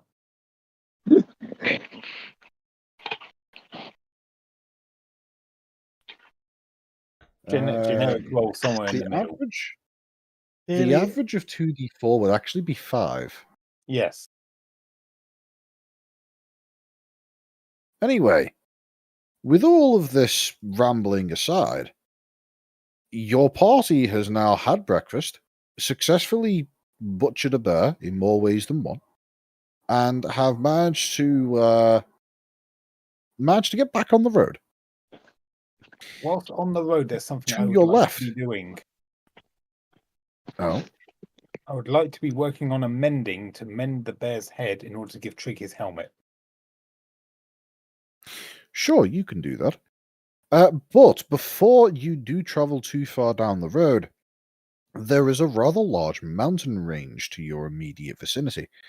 Are you going to do a bit of exploration, or are you going to move on I think we do. We prior got to the GPS events with of it. the bear? It looks volcanic. Yeah. Well, we might find some almost indestructible rings nearby it. As you look upon the relatively small and somewhat isolated mountain range, it's particularly odd that there doesn't appear to be anything in the way of a continuous line of mountains as one would usually expect from non-volcanic, mountains. You are struck by the apparent lack of volcanic activity in the immediate vicinity. Not only is there a distinct absence of any form of rising smoke or ash, but it appears as though the surrounding lands are entirely non-volcanic in nature.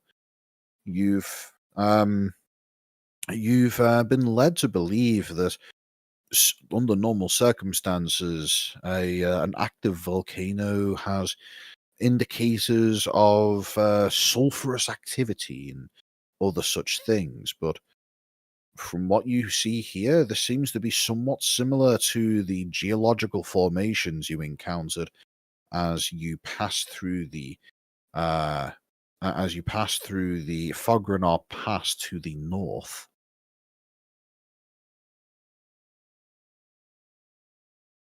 I say this bearing in mind that the halflings of the party would have had to have travelled through the Fogrenar Pass to get to the Dwarven realm. Indeed.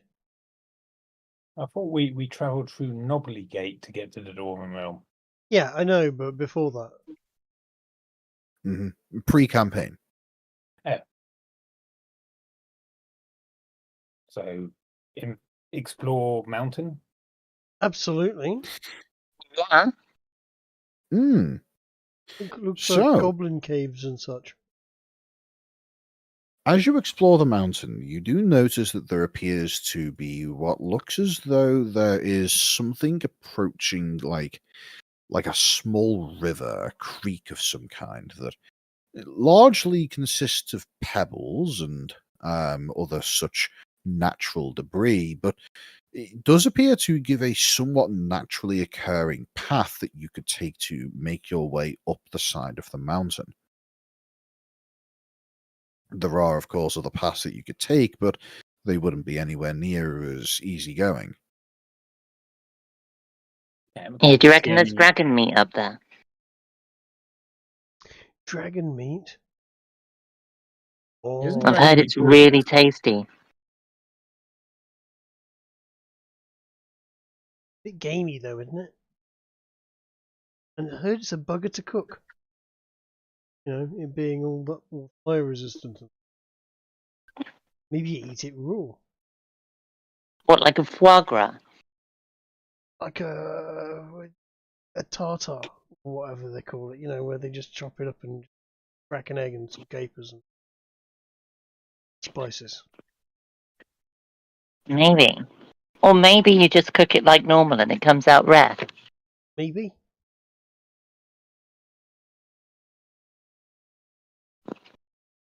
Worth finding out though. Are there any signs that this path's been used recently? Like any footprints or anything? No, the path that you are traveling up does appear to be, well, as I described earlier, effectively a dried riverbed. Um, there is, there are some indications that it may have been used.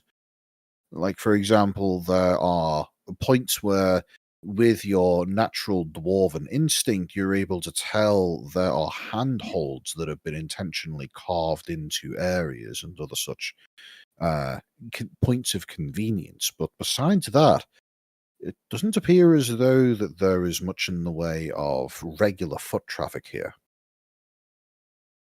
I'll point out the points of convenience and suggest maybe we follow them.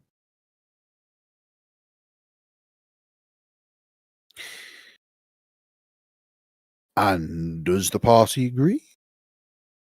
Sure, we'll keep an eye open for dragon tracks. Although I'm not quite sure what type of tracks dragons would leave, seeing as they fly.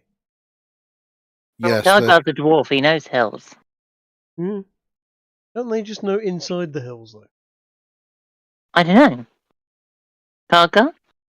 I don't know, Ginger.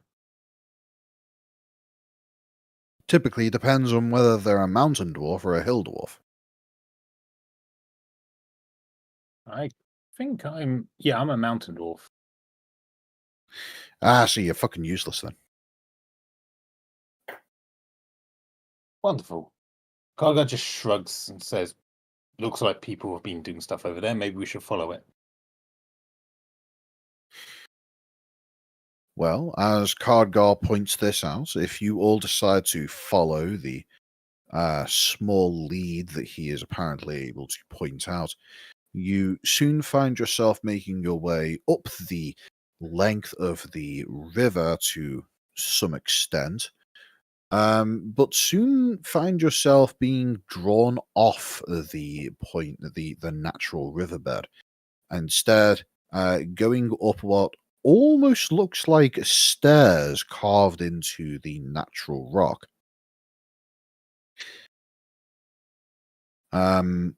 It's possible that this is simply something that has been naturally occurring, a odd coincidence of weathering, or it's entirely possible that at some point many years ago, somebody with a particular interest in making this route more navigable made a set of stairs here that have since been exposed to many years of weathering.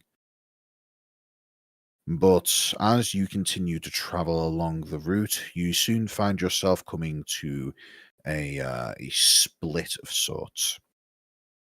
You can continue traveling along a leftward path that would see you skirting along a relatively narrow region of navigable way.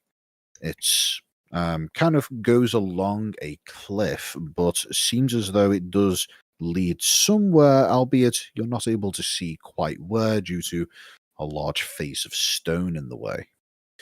Alternatively, you can take a rightward path that seemingly reunites with the river and travels upwards towards what you suspect may be a potential source of water.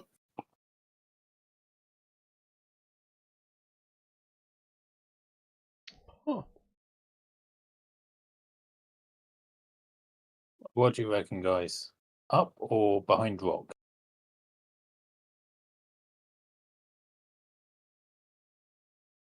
Behind rock is always as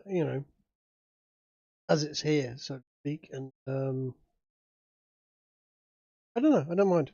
I will bow to the will of consensus on this occasion. Oh, I suppose. Ginger, can I use stone cunning to work out if the steps were indeed carved or just natural? Sure. Give me a history check. This would be Okay. with stone cunning taken into advantage, so your proficiency would be considered doubled for this. And my proficiency bonus is 3, so add 6 to this. hmm 20. With a total 20, you are fairly confident that, yes, these stairs are most likely ancient, but artificial. Okay. Is there any other signs of artificiality near the rock that we're about to go around?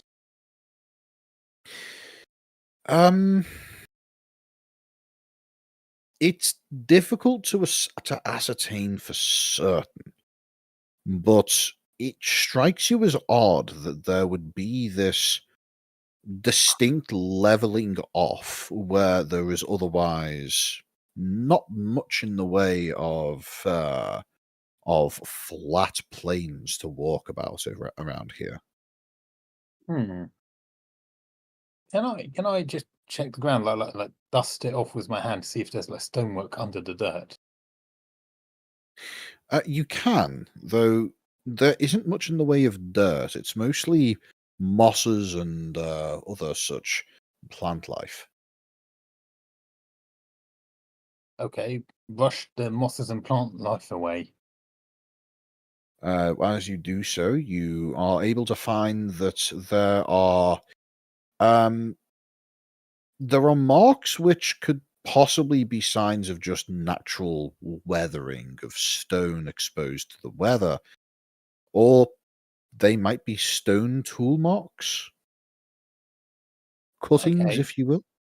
I'm gonna suggest maybe before we move on, we take a moment to search this area in case there's like a trap door or something that leads underground, because this seems to be an artificial structure. You're inclined to believe one of two potential directions of thought. Either there's a lot of coincidence around here, or there is some form of long forgotten, intentionally carved out material in this immediate vicinity.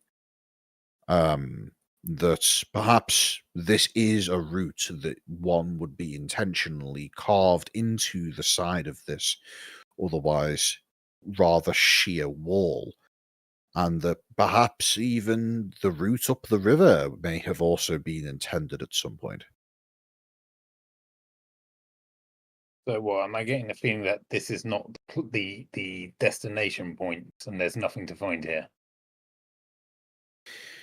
You get the feeling that this probably isn't a destination. This is probably the midpoint on I wouldn't call it a complex, but this is a location that you are in the middle of exploring. Okay, well, I Either guess that then, or natural phenomenon has caused some rather suspicious looking but entirely coincidental carvings of stone. all right. Well, I guess then let's check behind the rock then. And if there's nothing there, we go further up. Well, I will say that as you make your way along the rock, I would say give me a. I'd like everybody to give me a dexterity check, not saving throw, check to see if you are able to make your way along without slipping. I'm not sure why I'm getting a -1/+1 to my dex roll. That's a good point.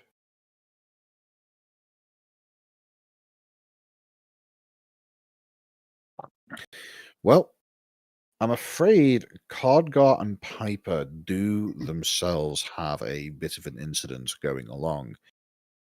Cardgar is the first to run into trouble as he begins making his way along this route.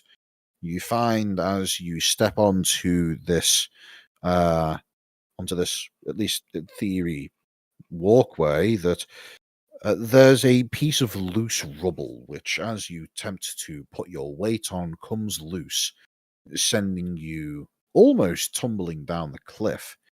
I would say give me another check of your choice, or alternatively, somebody else can try to assist in preventing the loss of their friend.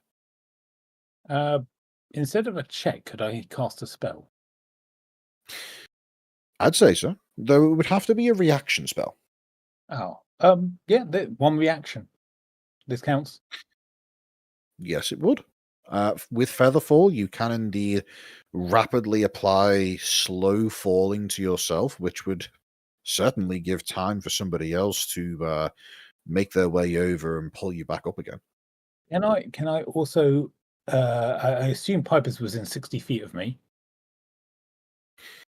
Yes, she absolutely is. In fact, So, let's just be kind and say that the timing works out for both of you here. all right. So even if no one can help us, the most is we're just going to get dirty and have to climb back up. Indeed. The spell ends when a creature lands, and I would say that the effect effectively allows you to quickly save yourself for as long as it persists. So you are able to get back on the path without much issue, having saved both yourself and your friend Piper. Hey, I saved someone and myself. Continuing along around the path, you don't seem to run into any other issues before it widens out and leads into a small cave of sorts. It's only a maximum 10 feet deep, but as you peer in, you do notice that there appears to be a odd lack of light in the immediate vicinity. Not a bother for Cardgar, but anybody without dark vision would likely have to use some form of light in order to peer in properly.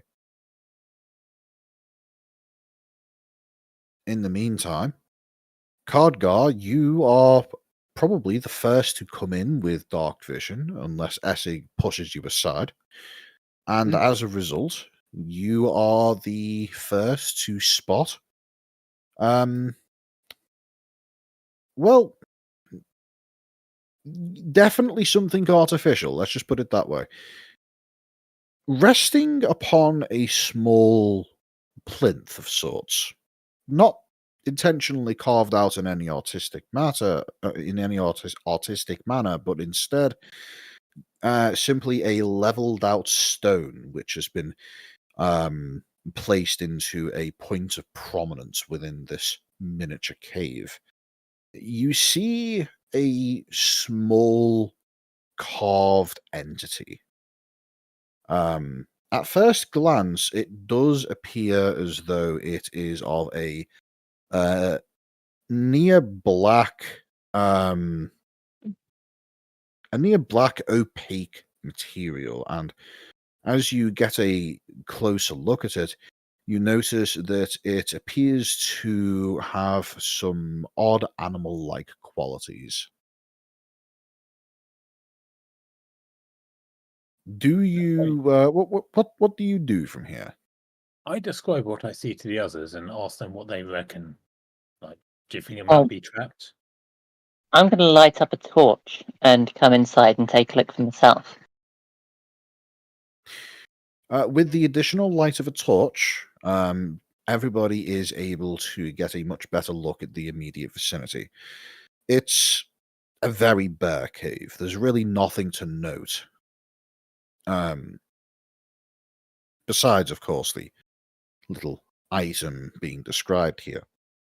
Speaking of, what appears before you seems to be a roughly 6-inch wide and maybe 10-inch long statuette of sorts. Something that could definitely be held in two hands, but would probably be quite heavy, assuming it were completely solid all the way through. And it appears to be of a lion with a human head. Or humanoid head, I should say. I've heard about these things. Don't they ask questions to you or something? Quizzes. They're like quiz cats. That's the one. Quizkit? Yeah, quiz cats. They ask you questions, and if you don't answer them right, they eat you. Ooh. I don't think this small thing could eat any of us. Well, maybe you.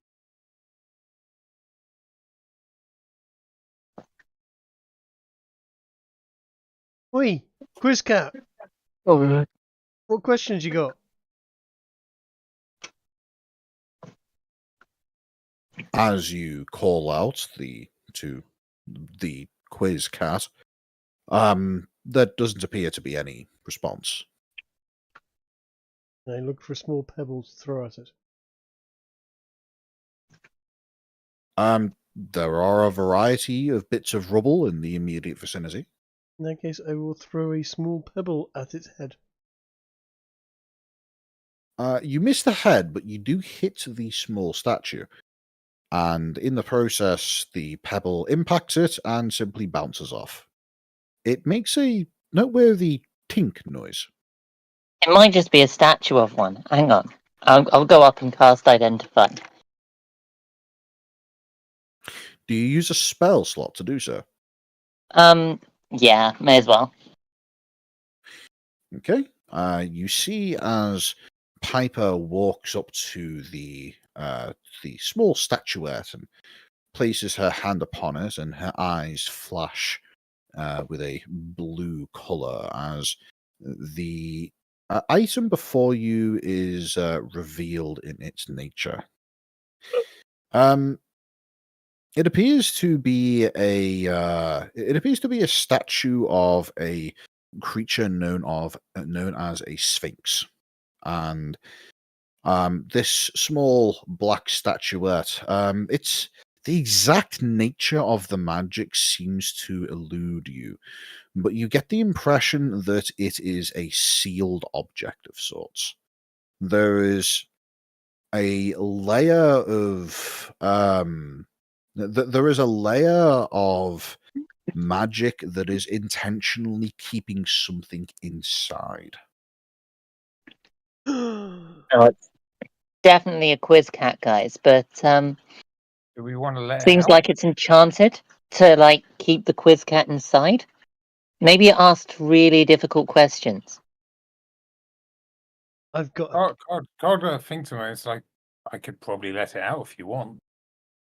So could I. Go on then. What are you gonna do? Are we sure we want to open this up, guys? tell me what you're going to do first. Spell magic. Oh, can you make a book first? Make a book of trivia question answers and What, like pop culture. a copy of a big bumper book of pub quiz questions? Yeah, Ginger, is and that answers. questions and answers? Yeah. You are confident that such a thing exists, and were you to create a book of trivia, that you would be able to do so. Okay. Yeah, I shall create the big My bumper return. book of pub quiz questions and answers. All right. The conclusion of the spell you will see as the fabric of reality is weaved into a large tome, about 1 foot across and 1.5 tall, and well over 2 to 3 inches thick, that just contains a vast quantity of information and knowledge. All right. Well, you guys ready? Sure. I will dispel the magic.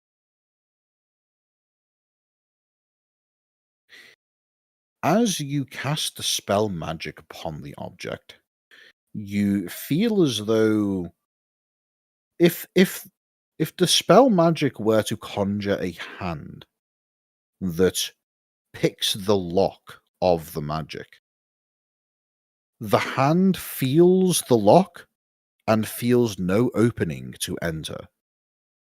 You are able to observe through the nature of the spell magic that there is not anything here to be dispelled. Oh. I'm gonna. May I roll Arcana to see if I can figure out anything from this? Go ahead. 18. From the insight that you were able to get from the use of your dispel magic attempt, you can tell that this is a vessel of sorts. There is something contained within it, but it is, I suppose a good way to describe it would be is that it is a singular magical entity. There is not something being contained at pressure. It's like this is like an egg. The shell is a part of the egg. You're saying if we want the yolk, we got to break the eggshell first. Yeah. I'm thinking, is it dusty and dirty? Does it need cleaning? No. It is opaque, but it appears as though there is virtually no weathering on this thing whatsoever. It is almost suspiciously well maintained. Although this is not out of character for magical items. If I take my indestructible fishing rod, or just rod as we are seemingly wanting to call it at the moment, and give it a firm wrap on it, does it make any interesting sounds? Well, I assume you do exactly that. Yes. The rod impacts with the Sphinx, and in doing so, it creates a noise that sounds almost but not quite musical in nature. It doesn't sound like the dull thump of hitting a rock. It sounds like you are striking a crystal. Maybe we need to open it with resonance. Maybe it's a musical instrument after all, in actual fact. And I'm going to start hitting it in different places to see if I can get different notes out of it in a rhythm. I'm going to Each time you strike the object, it just gives out the same ring, as if the entire thing as a total whole is resonating in the same frequency. Can I match the resonance with my bagpipes? You can. It takes a little while for you to be able to figure out the correct note, and bagpipes aren't known for being able to strike high notes, but you are able to eventually match something to the sound being given off by this thing whenever it is struck. And in doing so, you learn that it's kind of loud and high pitch, a bit squeaky, especially through a bagpipe. When she's playing it, Come on, guys. does it ring? Help out. Does it continue to resonate from the sound itself? No, it doesn't. It doesn't appear to be having any special interaction with the sound being emitted by pipers' bagpipes, outside of just simply existing. Essig, can you match it with your triangle? Maybe it needs something more kingy. That is a point. It does sound almost like Essig's triangle in the nature of how, when it is struck, it rings for a short time. Sorry, what sounds like it? I've kind of zoned out at this point. Sorry. The statue of the Sphinx that we're currently beating with a stick and was playing bagpipe. And what do you want me to do? Play your triangle in the same pitch that it's ringing at. Sure. Ting.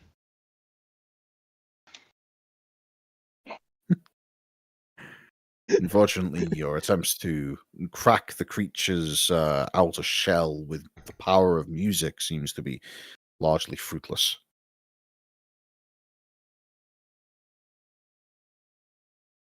Well, I can't think of much else other than smashing it. No, we could just take it along to the next town and get it identified by someone who knows where it is. I mean, I did identify it. Khadgar. Yeah. Hit it with your axe. What, the blade or the flat? Sure. Whichever one you like. One and then the other. See which one works, if at all. Do I think this might be a bad idea, Ginger?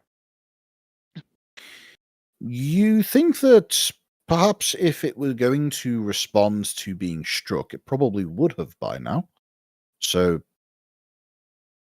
maybe hitting it harder would do something?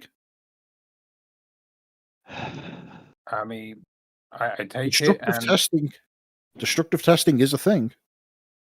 I take it and I whack it hard with my hand first, see if that does anything. Okay, so you slap it. Pretty much. Okay. As you slap the small black stone sphinx, you note that it definitely feels solid. It also gets displaced slightly from its plinth, sliding about a quarter inch across the surface of the stone. Look here, Quiz Cat. This here is our friend Khadgar.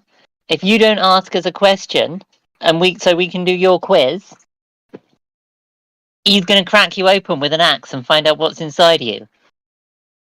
So you best wake up and give us some quiz questions before he gets too far. There doesn't appear to be a response. Well, I suppose in the absence of anything else to do, if you guys are really sure, Khadgar will reluctantly wind back and swing his axe. Okay. Go ahead and roll an attack. Non-lethal, of course. Of course. 20. Well, you get a good solid hit on the thing, aiming for the neck of it as any good executioner should. You manage to get a solid blow on the damn thing. And yet, the axe seemingly bounces off, not to the side, as if it were directly recoiled backwards. The vibrations passing through the neck of the guitar and into your hands, and inflicting a unpleasant, stinging sensation. And upon examination of the point at which you impacted the object, it appears to be entirely undamaged. Olga just Go stares at it ahead in and roll. amazement because he just hit it with a magic weapon and it did nothing. Go ahead and roll for me a history check with your proficiency bonus doubled. Okay. 20. Yeah, I'll give you advantage on this. Why not? No, I This- got 20 because I had 6, was what you said. Oh yes, of course. Right. A 20 is sufficient to come to a odd conclusion. There is some aspect of this thing that resonates within your dwarven mind and makes you come to the conclusion that this is a solid black crystal going all the way through, and you are quite confident that it's almost certainly quartz.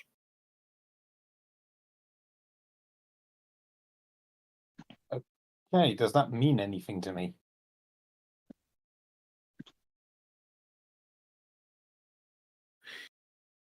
Well, it's a sphinx made of black quartz.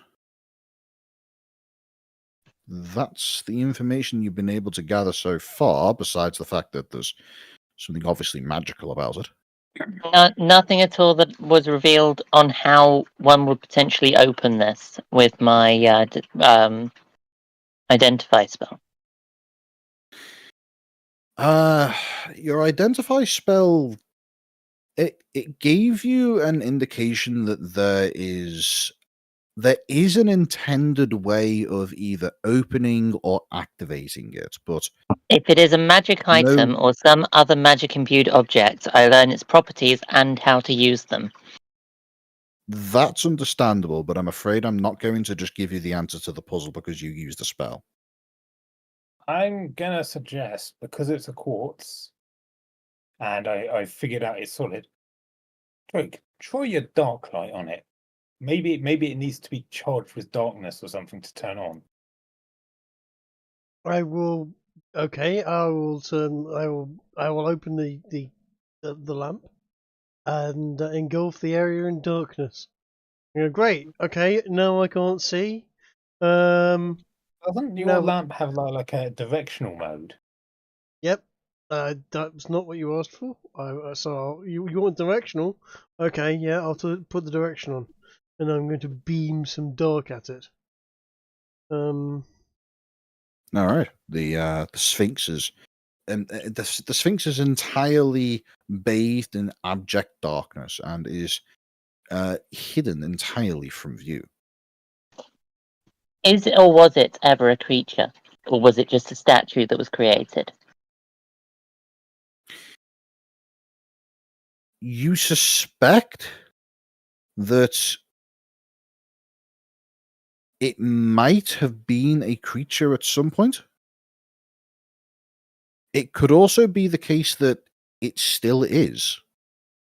Because if it was a creature, I should know that it's a creature. If it's an item, I should know what spells were involved in its creation. Okay. I will tell you that it is a construct. Hmm.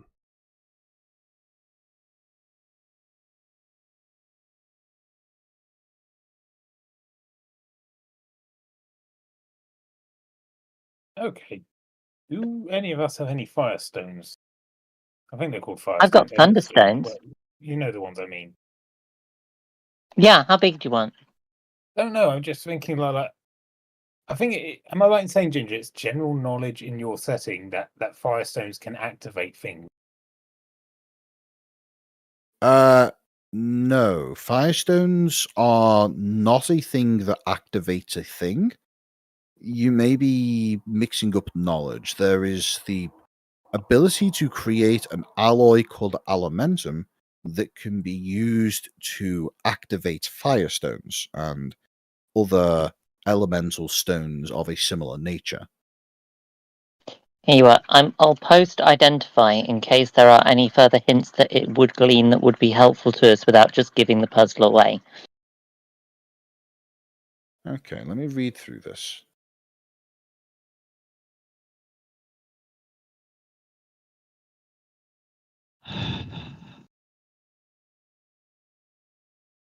Hmm.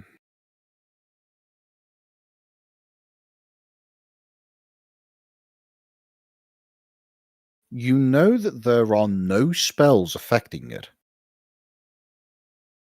Right.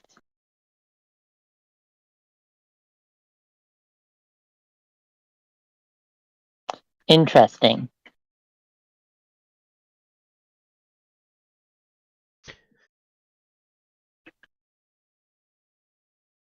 Darkness didn't do anything. No, darkness has not done anything.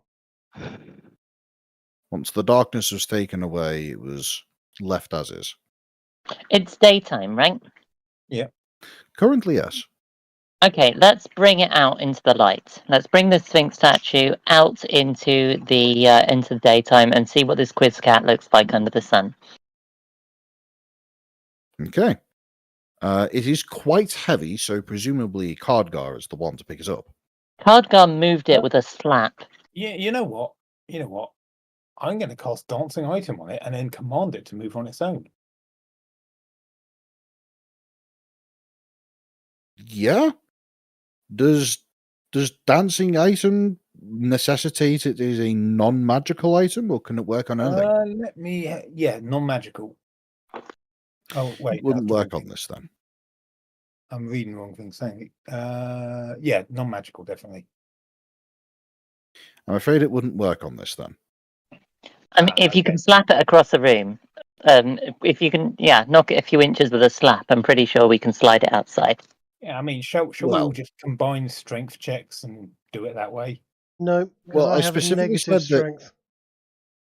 I specifically said that it could be it when Cardgar slapped it, he budged it a quarter inch.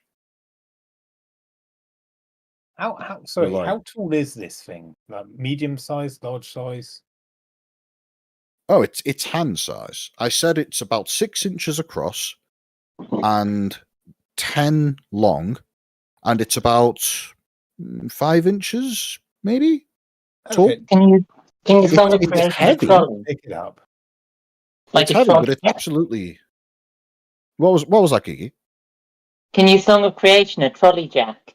Is it made of What? something that in another world might be used to make First World War machine guns? No. Am I? Is it small enough and light enough I can just pick it up without a roll? You're confident that you could pick it up, but you're also confident that it would require a great deal of your strength to do so.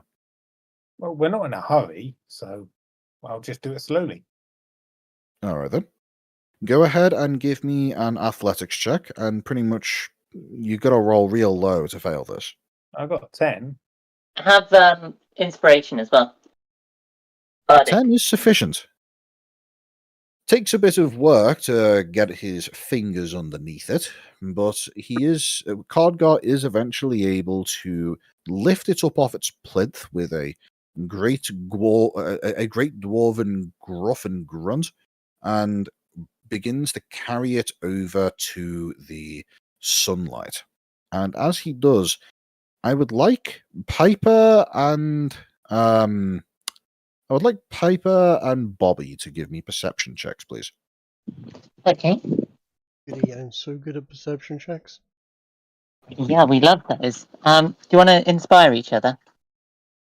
Yeah, sure. That's a great idea. So, perception check coming right up. And what was it, 1d8? Mm-hmm. 1d8 for your bardic inspiration now. Oh, Dan, thank you. So are you rolling for each other, or are you... Oof. No, Yeah, we're rolling for each other. Sure. Okay. So Piper gets a 12, and Bobby gets a 22. Well, it takes a moment, but after a short time of the Sphinx being held into the sunlight, the opaque nature of the object is it's entirely impossible to see any depth into this material. However, Bobby, from your lower down to the ground perspective, are able to see underneath the thing, and between the thick meaty fingers of Cardgar straining against this thing's weight, you were able to spot that there appears to be, well, some carved writing underneath it. Oh, hold on a second. There's some writing underneath this. Oh, maybe that's where its quiz questions Oh, are. what's it say? I don't know. I can barely see it. I could just make them out a bit. Maybe we can just sort of push it over a bit. What, This do is the same you quiz not on scout we its were talking side? about an hour ago, right? I'm Yeah. just checking. Yeah. Okay. We haven't actually got to the quiz part yet. Yeah, I know. Nope. I've noticed. I guess maybe I lift it up so you can see the writing. Or perhaps flip it over. Yeah, just Or perhaps flip roll it it over over, onto yeah. its side. Yeah. Oh, what's it say? Well, you are able to spot that there appears to be some carved writing in it, but it's possible that you may or may not understand the languages. Everybody, tell me what languages you're able to speak. Oh. Greg, don't you have like comprehend? I do. Yeah. Hold on a second. I'm just gonna cast comprehend Common, languages. Elvish, Dwarvish. If it's Common, Elvish, or Dwarvish, I know it. It is not common, elvish, or dwarvish. Okay. I've just got common and halfling. I'm going to look at it, not Yeah, know what it is, dwarfish and common. then cast comprehend languages.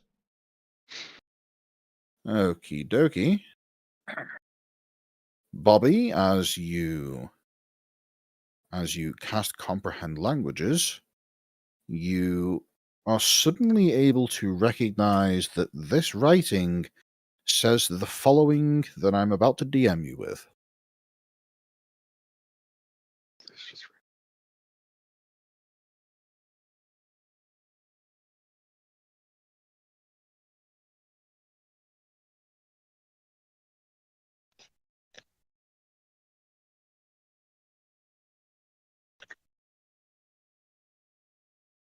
Right. Okay. I'm going What's to. it say, Bobby? I'm going. Sphinx of black quartz. Judge my vow. Speak thy vow and be judged. You all hear this. It is loud and imposing. It almost makes you want to cover your ears.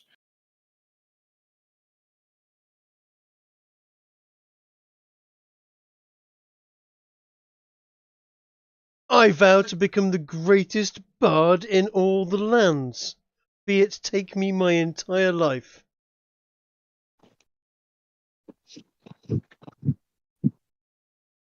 A moment passes, and the Sphinx says, "Your vow is weak." Nothing more is said. Well, you're small and made of quartz. What of it? Alright, I walk up and say, I vow to slay the dwarf that threw a rock at my head.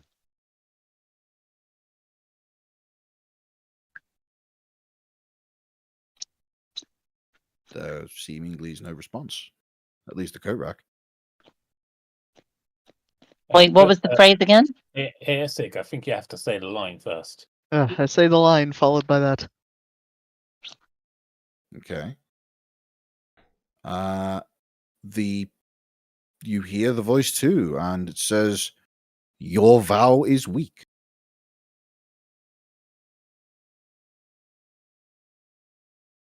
I cast Shatter on it. Am I still holding this thing that he's casting shatter on? You haven't said that you put it down. I tell you to put it down so I can cast Shatter on it. Hold on a I'm second. gonna say Let's someone else try first. We should put wheels on it. We should put wheels on it, and we should cart it around between performances and get people to vow to it and see if we can like make it some kind of attraction for our shows. It's a great idea. Make sure we cart it around upside down all the time, so people can read the writing. Yeah, I'll say the line. Go on then. What was the line again? Sphinx of vow black and be quartz. Let me say it. Do you want me to say it, or do you were asking the question, or are you going to make it up? Sphinx of black quartz, judge my vow, suck my balls, etc. You small black quartz, judgy cat.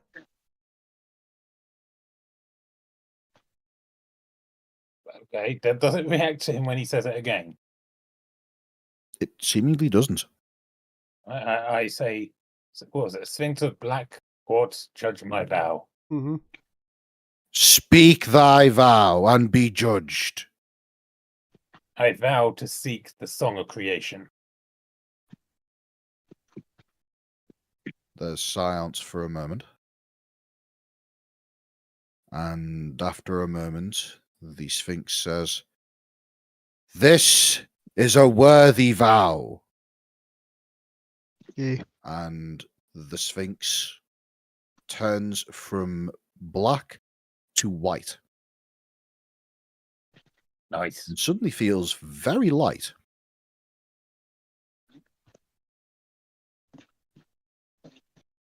I'll hand it to Kiki because she's yet to make a vow.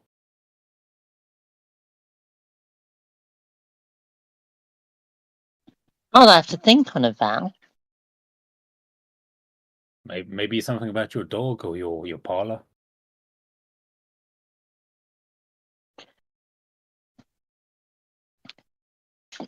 Sphinx of black quartz, judge my vow.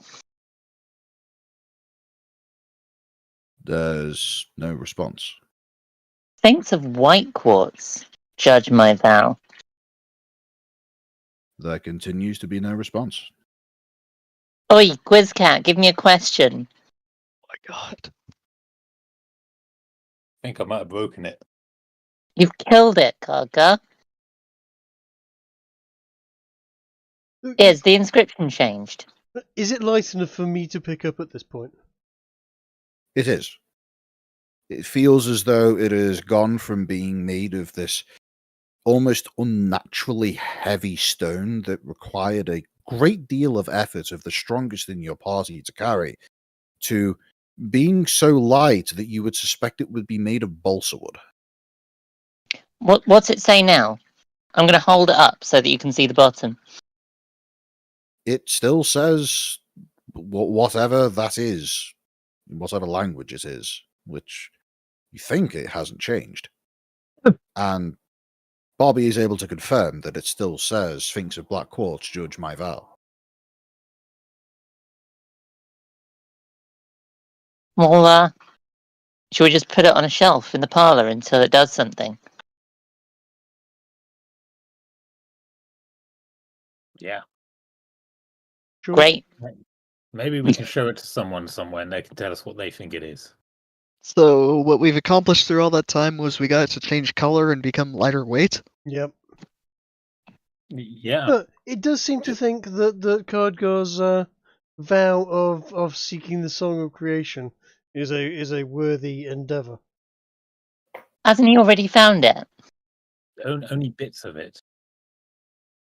Don't you And go, only was high on some weird desert drink. don't you go mad and die if you hear the voice of creation? How much more of this are we doing? Oh, I'm not necessarily trying to hear it from the voice of creation. I'm just trying to find the song. Oh no, that's a great idea. If you can replicate the Song of Creation perfectly and sing it, and any who hear it go mad, that's a right giggle. Also, I could literally just change the world in my image. I think. Ginger. Yeah, that's. Do I notice anything Yes. different about myself? Do I feel heavier? You don't feel heavier, but you do feel as though there is some indeterminate quality about you that has changed. In a good way, though. You feel as though you have a renewed sense of optimism for the future, and that there is now something watching over you. Coulter just smiles softly at nothing in particular. I'll pop the cat statue on a shelf, and it'll sit there, and we'll wait for it to do something. Well, alrighty then. Is there anything else that you guys would like to cover in the session? Because it did turn midnight recently. No. I mean, this seems like a good stopping point, doesn't it? Mm. We can explore the top of the mountain next session. Could do. There was another route. Right then. The session has come to a close. In that case, I suppose. Hopefully, our sole audience member is still listening, and if he or she is, I hope you have a nice evening. And looking at the chat, it appears as though they went to sleep about an hour ago. Yep, thereabouts. Oh well. Just to share this with you, this is how my inventory has changed this session. Amulets of Orking, bear claws, bear pelt, bear meat, bear head, and bear organs. Why are you carrying the organs around? I mean, you can do a lot with organs. Are you going to make bear bagpipes?